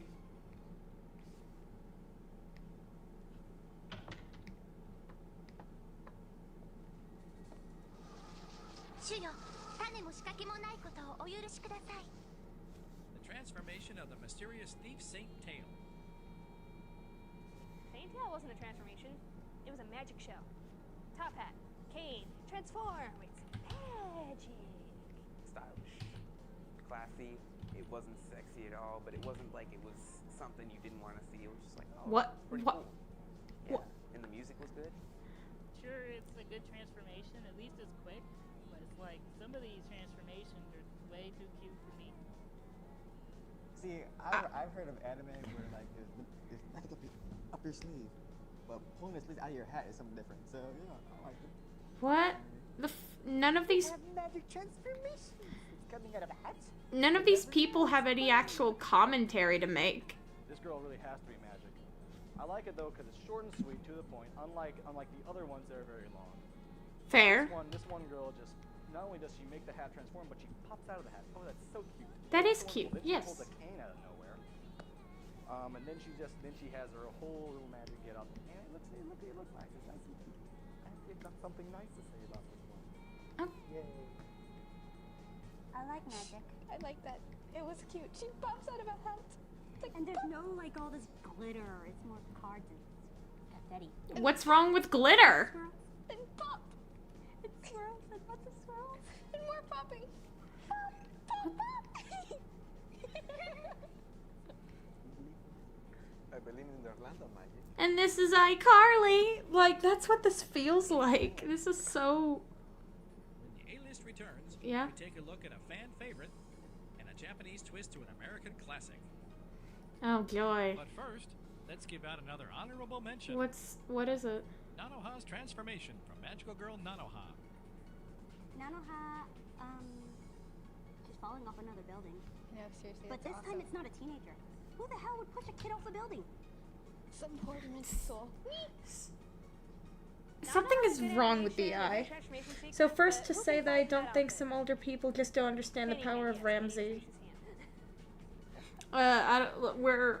Other than that, it's like the transformation. They actually, when they did the bow tie, they showed you the bow tie. I know how they like, tied it. Yeah, and it was And cool usually seeing it's not just a pop.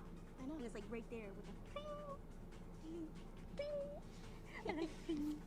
And then I think that the staff kind of reminds me of that Legos. one, not Legos, the one show. Legos? Mystic Loki Detective Ragnarok, something like that. What? It didn't have like a little traily thingy that goes around. I mean, thing. Right. What are these children talking about? What was that? Mystic Loki Episode is brought to you Detective by something. Hot Ice Hilda's Hot Ice. What? A bigger contradiction than Starburst. And Shota Case. An easy way to carry your Shotas on the go. Oh. Proved by Shotacat. Oh, right. It was that era of the internet. Oh. Welcome back to the A-List. Before we reveal our top 5 picks for best Cool. transformations, let's Cool. reveal another honorable mention. The infamous transformation of Cutie Honey. What? Cutie Honey, for way back when, that was like, you know, a kick-ass animation and transformation sequence. She went from this delicate young lady to this badass, you know, crime fighter. She's just like, oh, this wasn't danger. Honey, yeah, I'm gonna kick your ass. Just ass kicking, and she showed it. Like, okay, we're gonna go now. Yeah. Cutie Honey, run. What the At fuck? number 5, we have a remarkable transformation featuring those 3 perfect little girls born and raised first in America. What is this Hi, I fucking loved the Powerpuff Girls Z. Rolling Bubbles and Powered Buttercup from Dimashta Powerpuff Girls Z. I fucking loved Powerpuff Girls Z. My favorite transformation music ever. No, the transformation music like The slaps. architect or something like that, you know? Because just all the hand movements. It's so It takes a fun. half hour to get the freaking costume on. Get the freaking costume. Get over it, buddy. It's called whimsy. Work it, sister, work it. I love it. Oh. Japan, did you seriously have to one-up?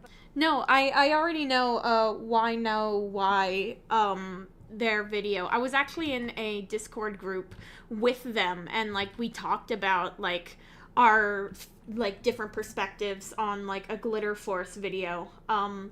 And I'm actually, it's very cool. So it's like an hour long. I'm react to it. Oh, I watch the Vocaloid version of the transformations all the time. Me too. Again, because Powerpuff Girls was ours. Genki Tadakowski did a good job with Powerpuff Girls for what he had, and their designs were basically an icon because it just basically shows with cheap money you can do anything. As long as you have a good story. What? But Japan's like, hey, let's just Oh. take this and just shove it up America's ass. Why do you have to make it a It's like, competition? we started in America, and then it's like Japanized transformation. Japan.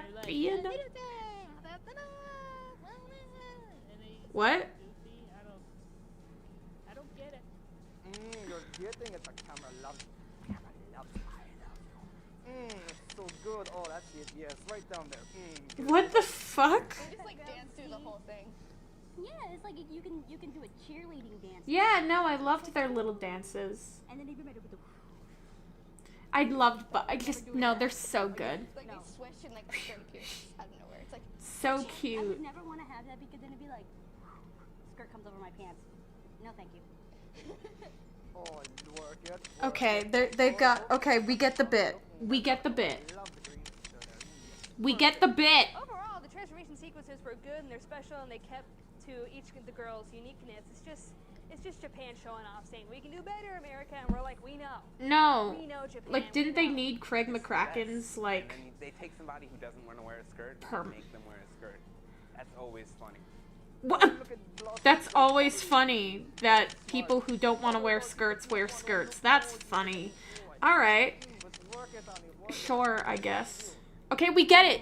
We get the bit. Who came up with the idea of taking too long to transform? Shut up. It's called whimsy. Could it be maybe Super Saiyans? Anyway, Super Saiyan. Alright, I'm sure that joke was Those really girls and their funny. transformations are just as memorable as these remarkable girls at number 4.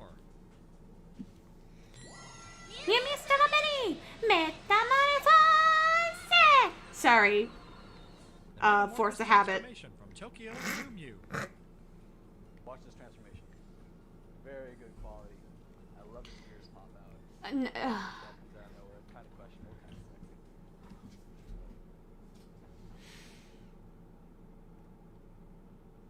Hey, buddy, you should have kept that comment to yourself.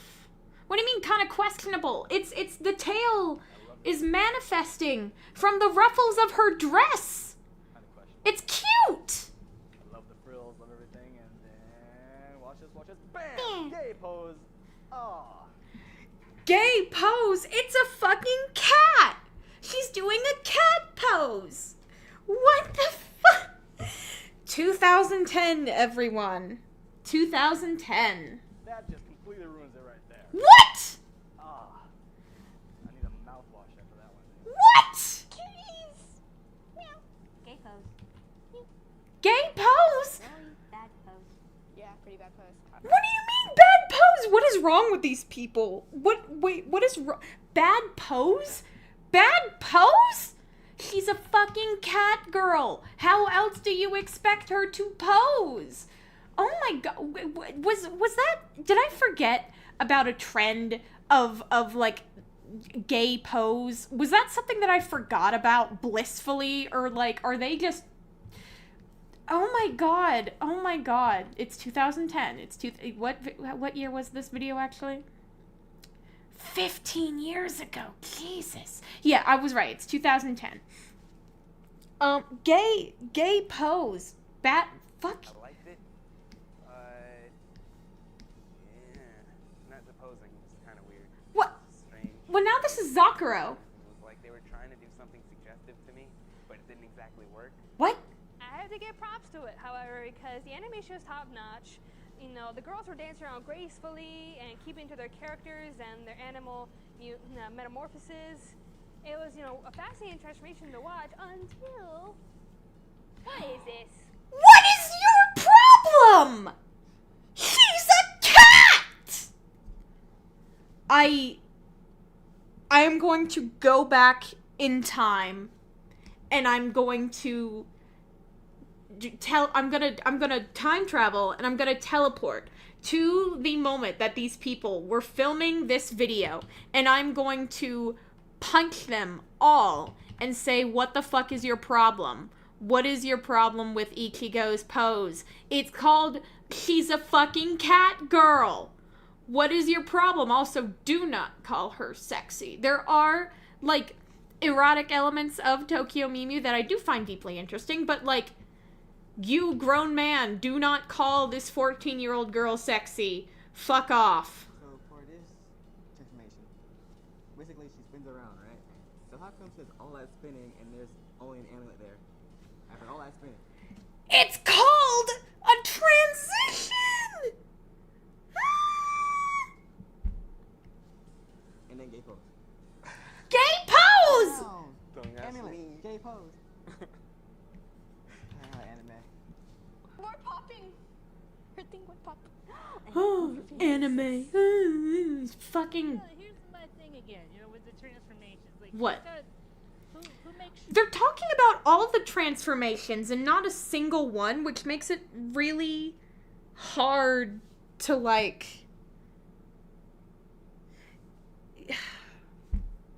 Well, so, okay, so I do think... Because, like, Ichigo does not look like a 12-year-old. I think she's 13. She's 13, I remember. Like, at the same moment, Momo, you know, it's got Zeus on sight. Like, I remember that at the beginning of every episode. She's 13. That doesn't make it better. But I do think there is, like, a matter of, like, it's less about the character's age and more just, like, having the aesthetics. I mean, this is another discussion, but also, like, I'm sorry, dude, don't be calling... Just fucking don't. Just fucking don't. Just don't. The tail pops out in the right spot, you know? What? The cute bunny ears, it's real... Bunny ears?! That's the fucking sequel series! I don't know about this Japanese cat girl thing, but... What? You know, okay, go right ahead, fine. What? It's cat transformations. There's nothing else to say. Cat! Gay poses mouse would be like Project Runway with cats. Gay poses, but they're cats. And it has that little thingy, what do you call it? The mute pendant. Puffy thingy that goes under like the Lolita skirts and stuff like Oh, the garter belt. that. No, the garter belt. Pose, stop. Gay poses, stop. Before we reveal our top 3 best transformations, let's reveal our last honorable mention of this episode. Arjuna's transformation in Earth Girl Arjuna. Earth Girl. This fits into the category of the nude silhouette transformation, where like you can see all the hot curves, but you can't really see like, The hot parts. curves. But then she gets this really cool costume, like neon, with these flying feathers and stuff, and she gets a really cool bow weapon. I think Arjuna is one of the great transformations. Cool. Glad to have your opinion, Anime America good wants to sir. know, what are your top 3 picks? Hi, my name Oh my is God. Nikyan. Oh my god. My favorite This is a transformations child. are probably Mew Lettuce, Powered Buttercup, and Sailor Moon and Mini Moon Crisis form.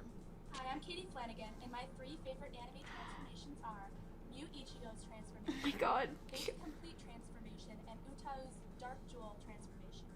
Hi, my name is Cammy, and my 3 favorite anime Oh my god. have to be Look at these. Minto Aizawa from Tokyo. Look at these children. I love them. Transformations Princess Tutu from Princess Tutu, and every Sailor Senshi transformation is really in, no matter what season, no matter what character. So, Oh my god, this is so Hey, vintage. It's Nikki, and these are my top 3 picks for Anime America's. Oh, I Video love this Review. girl's editing. First, Shiokara's Utao Hoshina, her transformation to Dark Jewel. Whoa.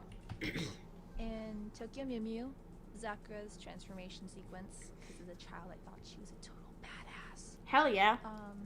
And in Revolutionary Girl, Utena, Anthony and Utena's transformation sequence as they're going up the elevator thing. To That the thing. battle. I love this girl's editing. And my top 3 favorite anime transformations are every single one of Utao Hoshina's transformations from Shigokara, Based. Sailor Pluto's transformation from Sailor Moon, Mm-hmm. and Cure Marine's transformation from Heartcat's Pretty Cure. Hi everyone, I'm going to tell you my favorite. My favorite My would have to be God. Amu transformation of Elemental Daya from Tsukakera, then Oh my god, I would have done this. This is so cute. This is so cute and oh. Yes, Pretty Cure 5. That's so cute. Oh my god, the time capsule we are witnessing. Oh, we're almost done. We're almost done, gang. Top 10 best anime transformations. Before we reveal our number 1 pick, let's go over the list one more time. Are we Number 10, Mermaid Melody. Number 9, Pretty Cure. Number 8, Kamikaze Kaito Jean. Number 7, Cyber Team Inaki Hibara. Number 6, Saint Tail. Number 5, Dimashita Powerpuff Girl Z. Number 4, Tokyo Mew Mew. Number 3, Ojamajo Do Re Mi. And What? Number 2, You didn't. Shugo. Did I miss something? You didn't talk about Ojamajo Do Re Mi. Oh no. Wait. So I have 1, 2, 3, and then I don't have part 4. Shit. No, I was so certain. Maybe that's the one that's unlisted? Oh my god. Holy shit. Oh my god. Kara. Oh my god. Now, out of all the transformations Japan has to offer, And then they're gonna say Sailor Moon. I remember that. They Sailor Moon. Find the anime itself and influence the entire world just had to land on our list at number 1. Yeah, I know, it's Sailor Moon. Sailor Moon. We know, it's Sailor Moon. It's gonna be Sailor Moon. Moon, Parisama Pala. Yep. Hey, check it out. Who is correct? Who is always correct when it comes to magical girls? Me. The Sailor Scout's transformation from the one and only Sailor Moon. Sorry, I got a little... Prism power, make up. Come on. What a little girl did not grow up with this? And at least the anime Why are the kids talk about transformation sequences better than the adults? Yeah, no, because they at least, like, have comments to make instead of trying to do a bit. As a kid, this was the big thing as far as transforming. So, well, probably the longest one too, to actually be there for a long period of time waiting for the villain. I feel sorry for the villain in all these transformations. Like sit there, wait to get his butt kicked by a girl. What taking this long? Sailor Moon has everyone should know this one as the best transformations of all anime time. I would argue against Number that. one, you got the girls transforming. I mean, it's close enough to actually girls undressing right in front of you and then re-changing into something. Okay. It's just taking a long time too. What the... Frankly, the Sailor Moon transformations are rather quick. I don't know why everyone calls it long. It's just, so the individual transformations are all pretty, like, quick. But, like, obviously if you put them all together, then it's gonna take a while.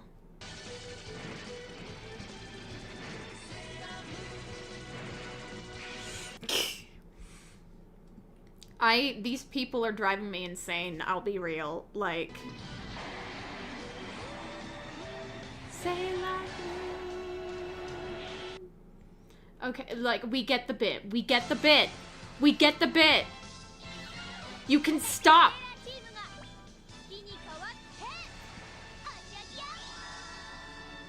And we're good. Okay, there we go. Sailor Moon was the original people that made transformations how they are. If they went for them, I don't think transformations would have all those skirts and take forever. Another one. Because it's I like grew the up with it. And it's the original. Yeah, original transformation with all the sparkly and glitter, and you get a manicure. Yeah, I mean seriously. Even though it's hidden under a glove, you get like a whole manicure. It's like, wow. Oh, but the outers, they actually get a facial.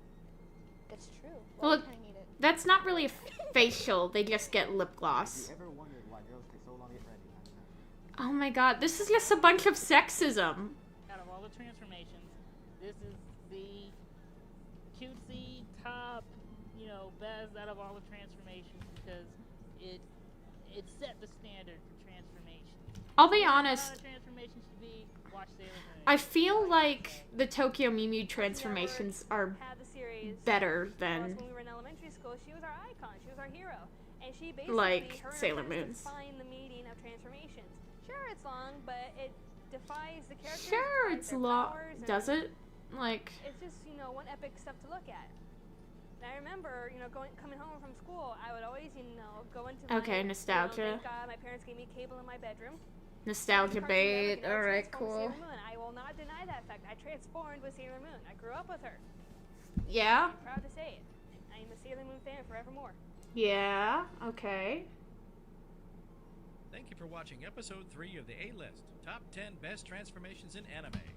Now, with all the numerous amount of anime transformations, we know we've missed some of your favorites. Yeah. Feel free to tell us your favorites by going to our rant site at animeamericapodcast.tv/rant. We hope that you enjoyed this episode of the A-List, and we hope that you, as always, stay tuned to Anime America.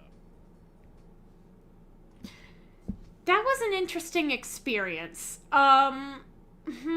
Okay. So, now, because Leafy Blade very generously donated, we're gonna watch, a video by,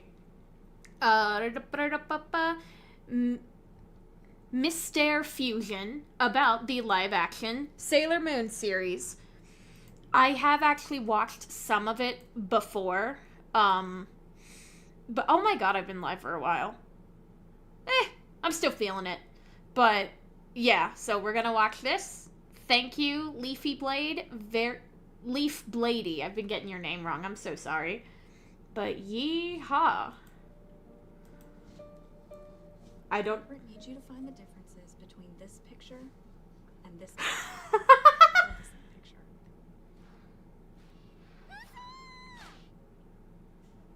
Bishoujo Senshi Seida Moon. Everybody knows Sailor Moon, whether you've seen it or not. It's the seminal magical girl series. From its sailor schoolgirl aesthetic, to its magical talking cats, to its useless tuxedo mask memes, there is nothing about this franchise that is not instantly recognizable and iconic. But here's a quick rundown.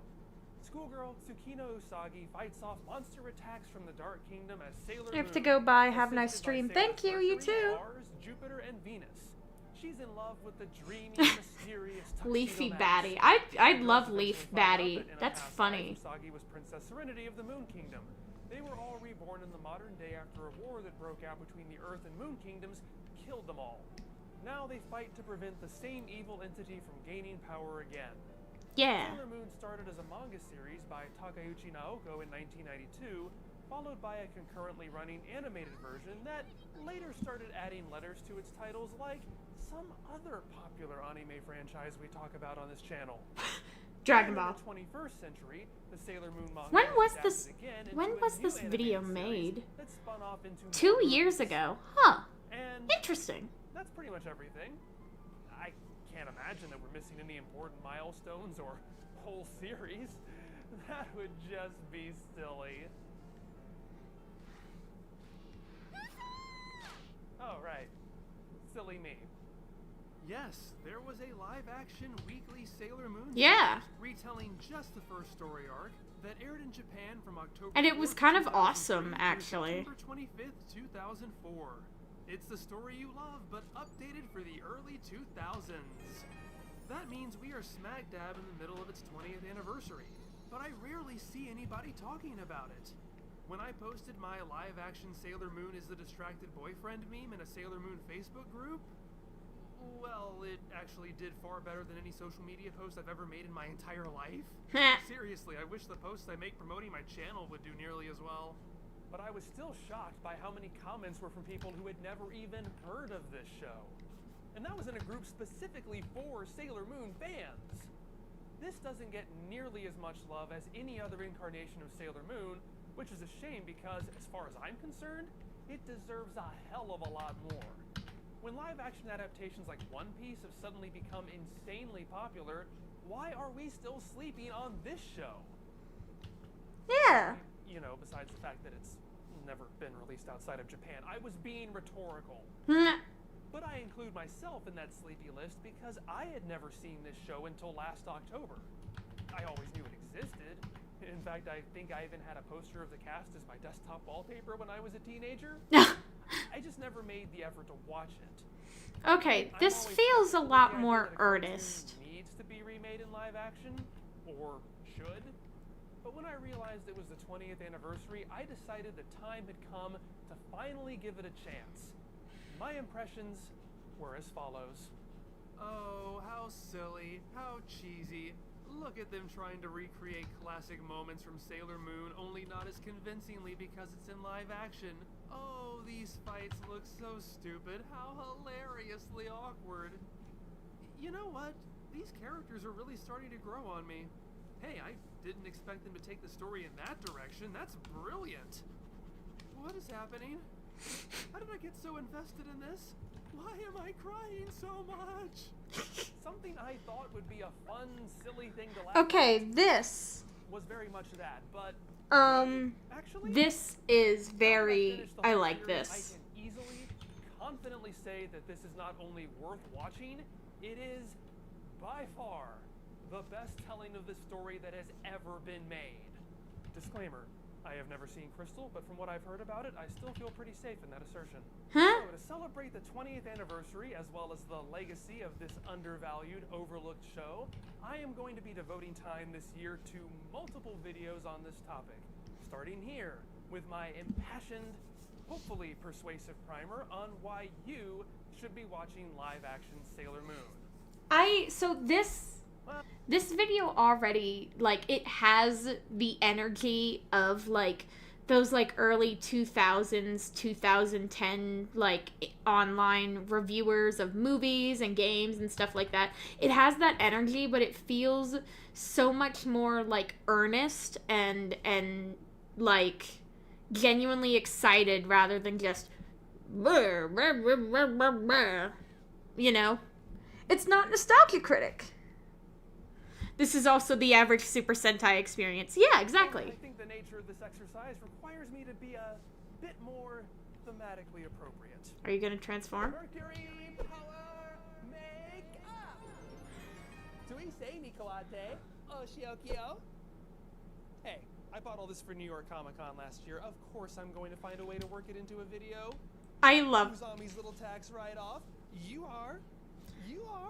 That's funny as fuck. I love this dude. As literally every other incarnation of this franchise, Bishoujo Senshi Seira Moon. However, it was the first time a series came with the built-in English translation of Pretty Guardian Sailor Moon. Oh, that's cool. Prior to this, if the full title was used at all in English, as opposed to just Sailor Moon, it would be translated as Pretty Soldier Sailor Moon. So while Pretty Guardian is far more pervasive now, the name stuck in the English-speaking fandom as a means of easily distinguishing this series from the others.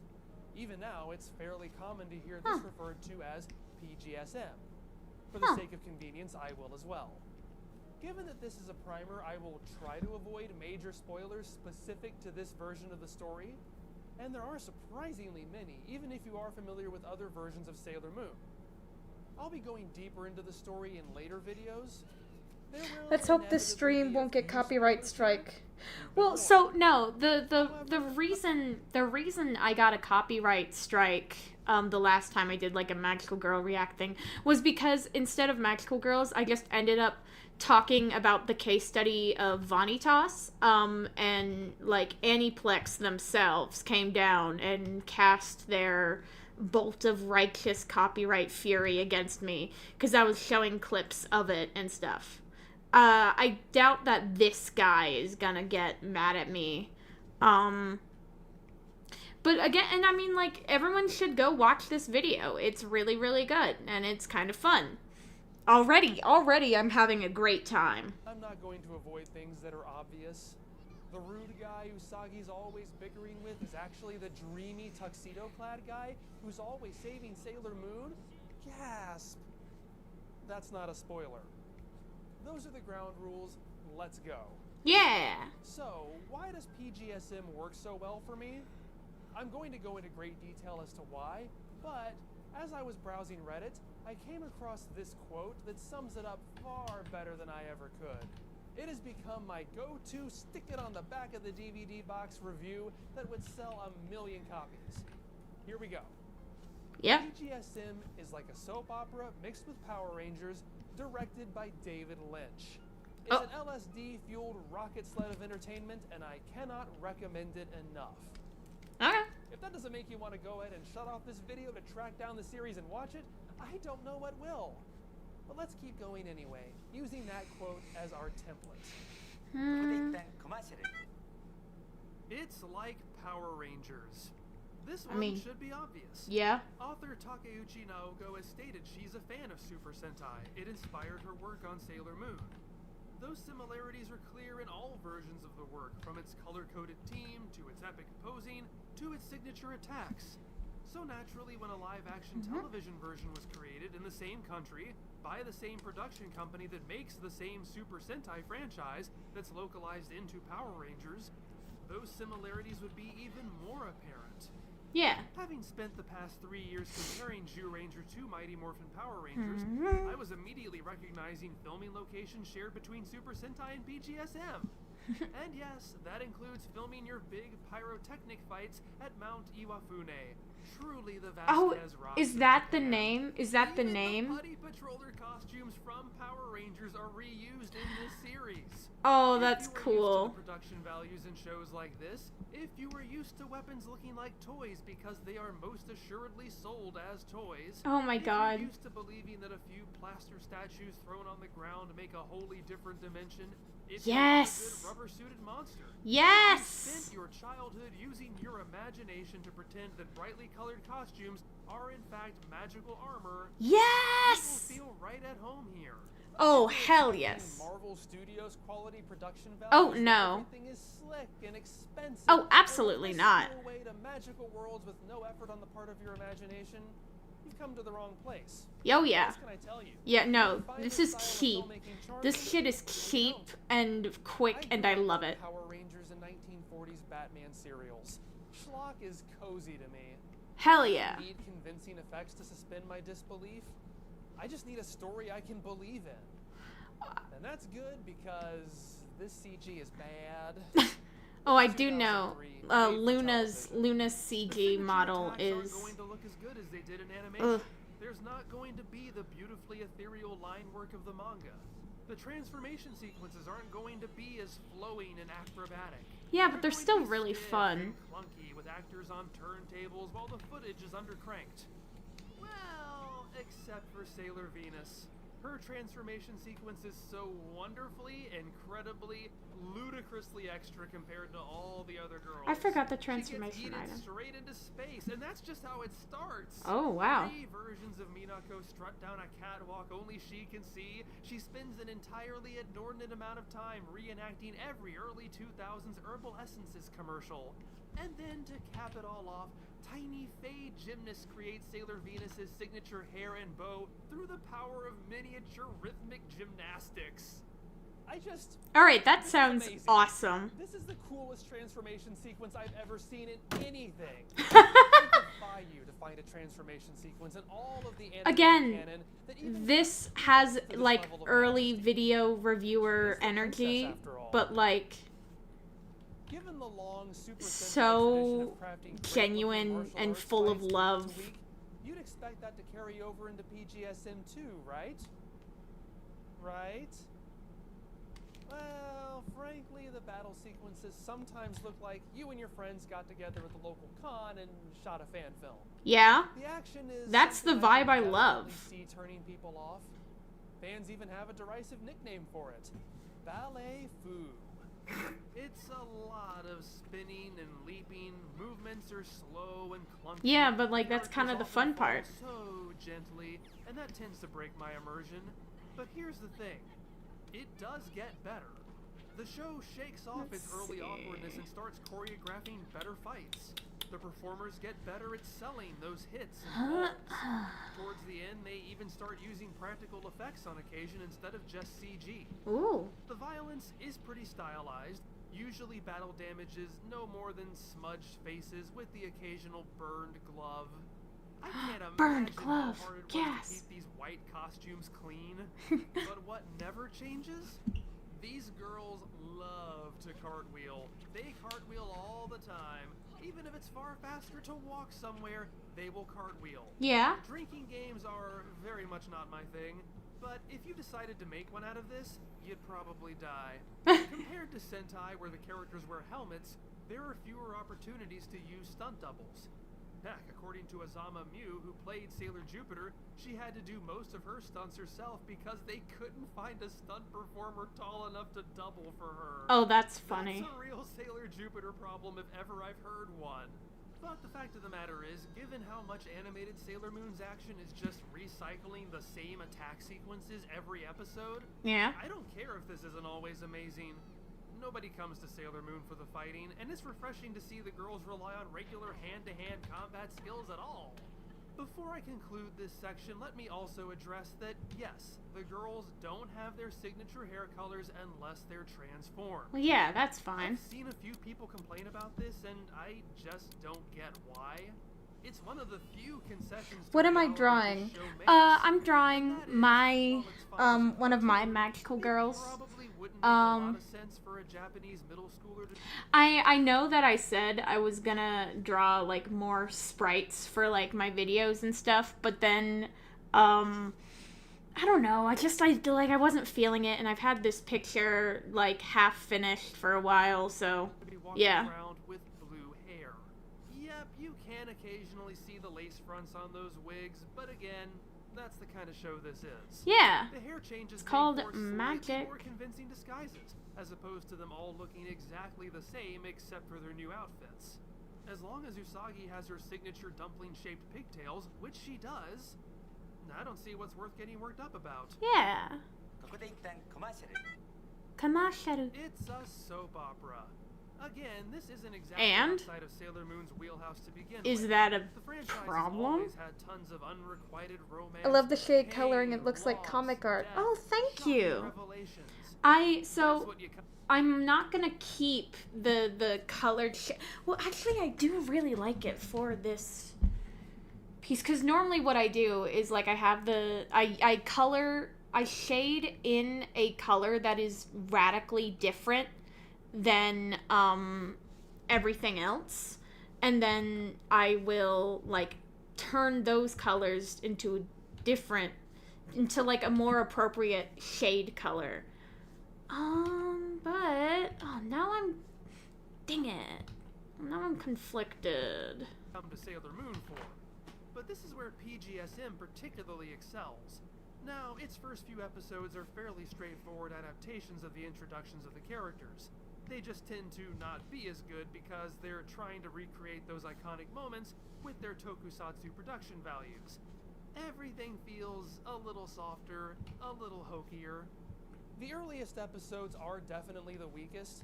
I think a lot of the criticism comes from people who didn't make it past the first 4 episodes and just wrote it off there. Why would you want to watch the exact same thing, only less good? Yellow and blue look That, good. though, Yeah. PGSM takes off its training Oh wheels yeah, and bye decides, Lily Flower. "Screw it. From now on, we're gonna tell this story our way." That's when it really starts to become good. So what is their way? Ami has I cancer. argue that both the manga and the 90s animated series are primarily plot-driven, even though they execute that in very different ways. For the manga, the focus is on the dramatic reveals, the mythology, the romantic backstory, peeling back the layers of exposition. For the anime, it's the Sentai-esque formula. Every week is an episodic adventure. A monster shows up connected to whatever the girls are into that week. A victim has to be saved. The Sailor Guardians do their thing. Yeah. Happy days all around. Yeah. The first series of animated Sailor Moon came out the same year as Zyuranger, and the two have nearly identical episodic structures. There's nothing inherently wrong with any of that. It's just what it is. Yeah, I think that PGSM, helps. however, is the first time the story of the Dark Kingdom is told in a way that's primarily driven by its characters. The Sailor Guardians aren't simply a collection of traits. This one's the smart one, this one's the sporty one. Every one of them has an arc. In fact, they can't fully unlock their true powers until they've confronted and overcome a character flaw specific to them. Exploring the inner lives of the characters, their friendships, their personal trials, eventually becomes a bigger focus than whatever rubber-suited monster happens to be bumbling around. On rare occasions, the rubber-suited monsters barely feature. Oh yeah, I'm contractually obligated to be Sailor Moon for at least 2 minutes. As early as episode 5, they do a story that's simply about painfully reclusive Ami trying to study her way into becoming a proper friend. Friendship is the main driver. This series posits that aside from Usagi, Mina has all the illness. Sailor Yeah. Guardians are some flavor of weirdo loner until Usagi's extroverted and unconditional friendship Yeah. draws them out and creates a found family.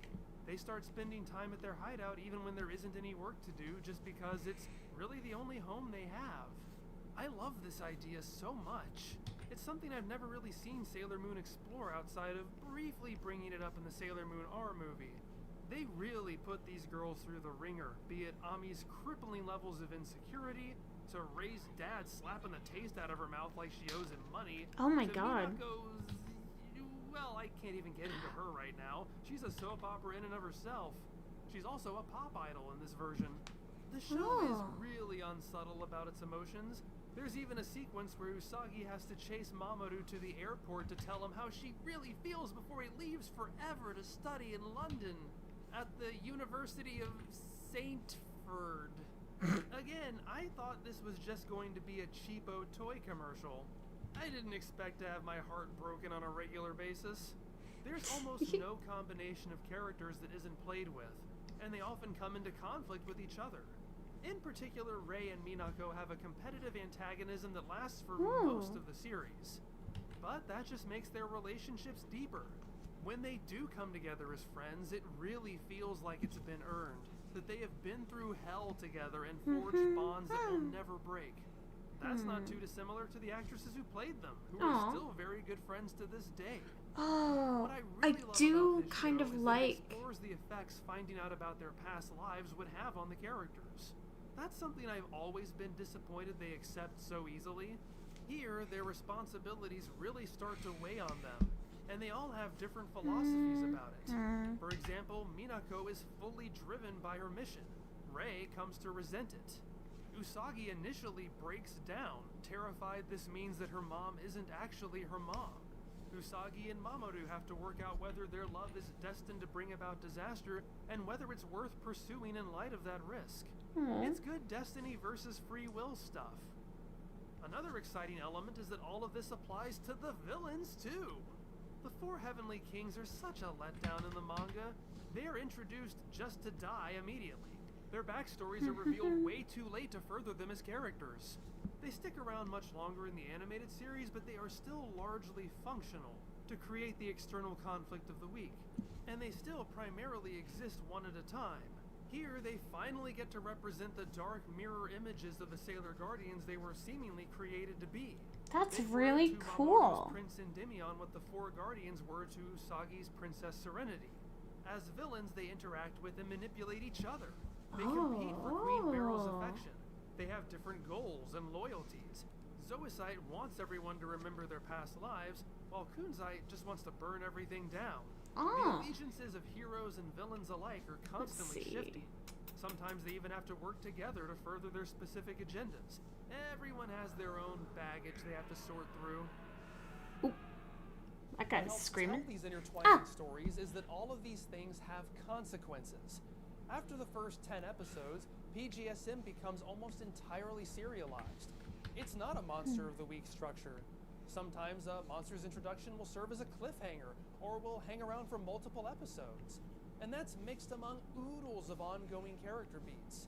At the same time Usagi is working through her feelings for Mamoru, Do you do commissions? I might save up for one of your works. I do commissions. and Rei will be chasing after the mysterious Sailor Venus. All of these things persist and develop over time, which makes them more meaningful. That also means characters aren't typically on the same page, unlike other versions where they all mostly know the same things at the same time. You practically need to keep a flowchart handy of who knows what and when. Allow me to illustrate. Yeah. Here's where a few minor spoilers come in, so skip to here if you want to avoid them entirely. So at the beginning, Sailor V knows who all the other Sailor Guardians are, but they don't know who she is, even though Minako is Usagi's favorite celebrity. Likewise, Tuxedo Mask and the sailors sometimes work together, but don't know who each other are. However, Mamoru quickly finds out Usagi is Sailor Moon when he witnesses her transform. However, he continues on as usual, not letting on that he knows, even when he interacts with Usagi. That leads to this wonderful moment where Usagi actually lets slip that she is Sailor Moon, but since Mamoru knows she's Sailor Moon but also knows she doesn't know he knows she's Sailor Moon, they both have to awkwardly pretend she didn't actually say that. Tori. Stop. Rei is the first of the group to learn that Minako is Sailor Venus, something she eventually shares with Ami and Mako, but not with Usagi. Mako figures out that Tuxedo Mask is Mamoru, but decides not to tell Usagi. She does punch him, though. The villains seem to know everyone's secret identity, but very rarely take advantage of that fact. That sucks. Halfway through the series, Usagi finally figures out that Tuxedo Mask is Mamoru due to catchphrase repetition across identities.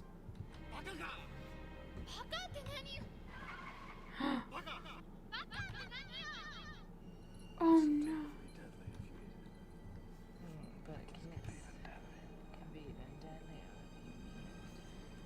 Oh my god, the Catwoman clip.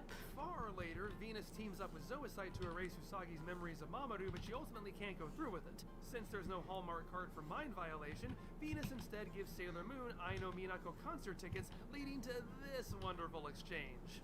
Why does Sailor Venus have Minako concert tickets? Because it's her concert, isn't it? Because they're the same person, right? I mean, I figured that out back when she was Sailor V. Because he is Batman, you moron. This is funny. Very late in the series, Usagi is forced to transform in front of Naru. In the same episode, Mako is likewise forced to transform in front of Motoki. And when Motoki finds out that the girl he likes is so powerful she can literally call down lightning from above to turn her enemies into dust, does he run away like some other guy we've encountered? Of course he doesn't, because Motoki, as silly and immature as he is not a fragile loser. Actually, it's Mako who runs away, but that's because she's on this self-flagellating insistence of doing everything alone, and it's part of her character arc to get over that, which she finally does a few episodes later. Suffice it to say, there's a lot let's going do on this here, line. and I barely scratched the surface because, you know, spoilers. Yeah. But if you think you know where this story's going, you probably don't. Oh, commercial? What's It's a next? David Lynch directed LSD rocket sled. When I All describe right, it bye like I bye. just did, it's easy to think the show's all melodrama. This genuinely is so refreshing of a review, especially by a dude. Sailor Moon airing on the CW. It's as wacky as any other telling. Given that we tend to associate Sailor Moon with images of glamour and beauty, it's easy to forget just how over-the-top and stylized it gets with physical comedy. Oh no, Its it's... heroines are often depicted as anything but glamorous in their everyday lives. Now, obviously a live-action show could never present its cast in quite the same way, but it definitely does its best to be as stylized as possible. The emotions of the characters are real and relatable, but the world they inhabit is often day-glow pop art. Parents and teachers are over the top, the villains live in a Dutch-angled world straight out of 60s Batman. Oh, nice. Fisheye lenses are never in short supply. There is a wonderfully camp sensibility about this show. From How do I get Usagi this to doing a riff on glow? Hard Day's Night, to Ami and Makoto pretending to be Usagi when she's missing, to the girls abusing their powers to get revenge on some bad boys, to the characters participating in not one but 2 game shows. There's a frenetic, absurd visual style to this show let's that see, I'm trying to heavily figure out reminds me of my- that quintessential 60s classic, The Monkeys. The Monkey. BDSM is Oh, ad. That's what it was. insane. It's a cartoon come to life. Now, I do have to address something in particular. Anime is real? Anime is real. The hair issue, I see this as the main deal breaker that pulls people out of the show. It's one tiny thing that's apparently so controversial, so deserving of derision. Anime is real. so positive It's in true. Itself that this is a failed adaptation, and that is, wait for it, that Luna and Artemis are no longer real cats, but instead exist as stuffed animals. That's fine, brother. Like, really? Who cares? To be Yeah, clear, genuinely, this is who not a cares? special effects failure. These aren't plushies that are meant to be accepted as real cats. They are explicitly stuffed animals within the narrative. Oh. I'm just gonna pick up my stuffed kitty and go home. But then they And, they do look, CGI I the can't tell you cats. what to like and what not to like, but it's not as if Luna and Artemis frequently act like real cats. They're primarily human perspectives coming out of cat bodies. So, if that cat body is made of stuffing, how does that affect the story in any substantial way? It doesn't. I think it's Also, cute. Han Keiko reprises her role as Luna from the animated series, so this is the closest to the anime the show gets. At worst, this is a nothing change. But at best, they're the best parts of the show! Yes, they are sometimes represented as CG for complex movements, and they don't look that great, and they don't really match the puppets all that well. But the puppets? I love these things! The more they have the puppets do, the more awkward and obviously fake they are, the Aw. more adorable and hilarious. This dude understands. He understands why things are the way they are. Can you honestly tell me sticking crescent moons on real cats would have yielded anything as He understands. Artemis cooking eggs? The absolute cheese of it is the point. Exactly! Actions are worth their weight in Are you gold. planning to watch any anime for spring 2026? I don't really keep up with seasonal anime. I just kind of watch things as I do. I'll never understand how someone wouldn't like this. Because they're lame. Come on. You're allowed to have bad tastes. I love that. Think of for not liking this is that it's too silly. But that's also wrong. That's also incorrect. Here, if you don't like silliness. Exactly. This is an argument about two magical talking cats who live on the moon. Not an Oliver Stone film.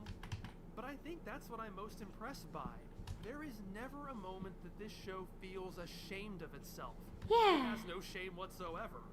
It Yeah. invests fully in everything that it does, be it the plush cats or endlessly long melodramatic shots of Usagi having her heart broken to pieces. And to my shock and amazement, those two extremes never feel at odds with each other. Instead, they complement. Have you seen each other Acro Trip? I have seen Acro Trip. I really liked it. There is an earnestness to this material. How impressive is There's it an that earnestness. completely invested in the heartbreaking There's an scene, earnestness to even this when it guy, includes a and I stuffed love cat it. with a plastic teardrop Oh my attached god, to the his plastic face. teardrop. I am absolutely in awe of its ability to pull that off. And it really crystallized for me the kinds of fantasy worlds I tend to be drawn to. I love worlds with deep, dramatic emotions juxtaposed with irreverent silliness.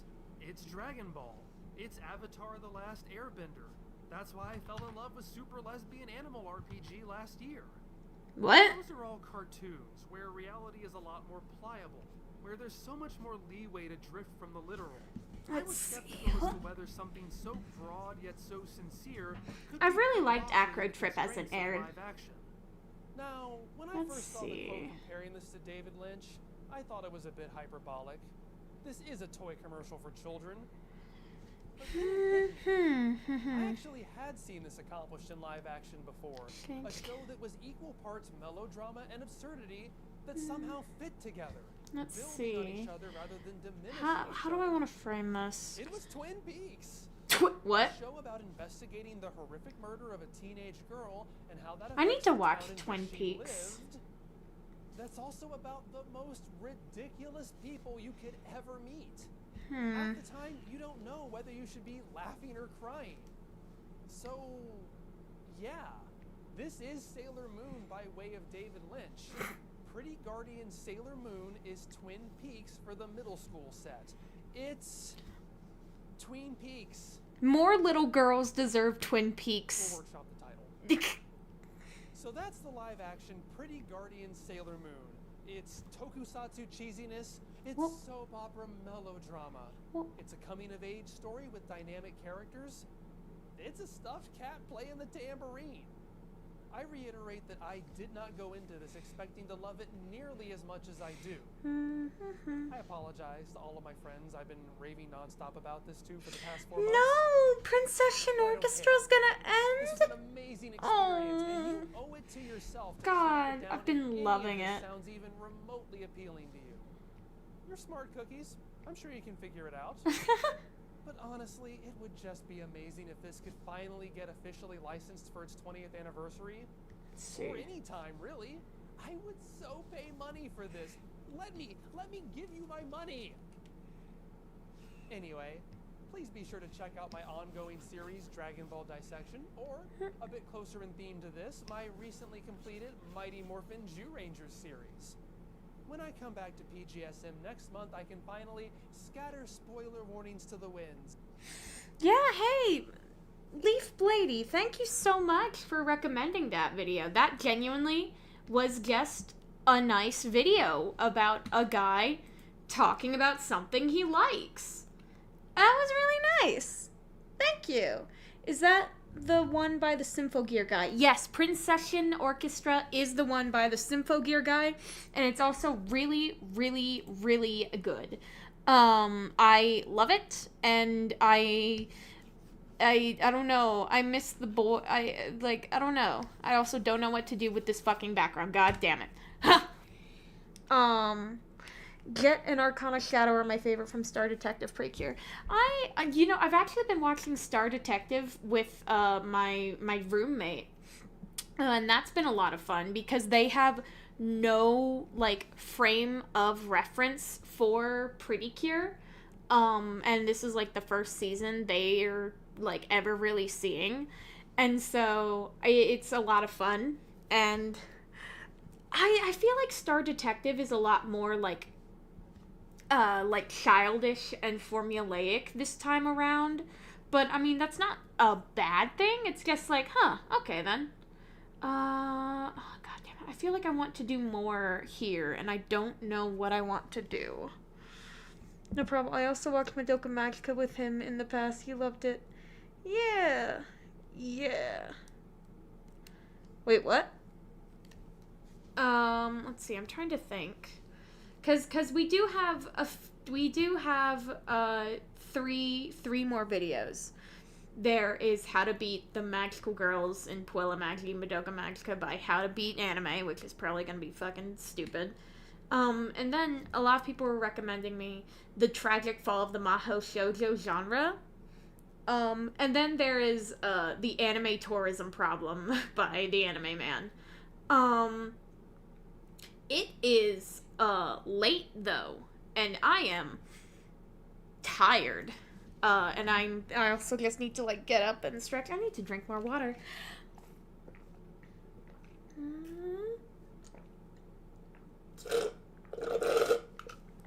Yay. I think, yeah, okay, for now I'll call this done. But I can, you know what, yeah, let's leave it on a positive note. I still have more videos to react to, so, you know, we can do that another time. But, oh, well, that one video is only 9 minutes long, or it's 10 minutes long. I don't know. Anyway, but, please, not the Anime Man vid. I will make you suffer. And I will also argue against it. But yeah, right now, thank you so much for joining me. We've been going for a little under 3 hours. And I deeply appreciate everyone. I also appreciate you, Leaf Blady, for the $30 and the very lovely video recommend. Thank you so much. Yeah. I do want to continue streaming Twisted Wonderland. I'm saving book 4 for a stream just because I know it'll be fun.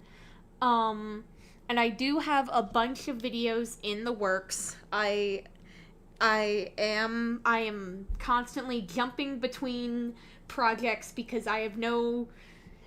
Oh my god. But I have a lot of videos that I'm working on. I am still working on the Glitter Force video. I'm still, I've got a lot. But also, I am an adult who needs to pay rent. And YouTube does not pay rent yet. And you all can make that possible. I don't know. But, yeah.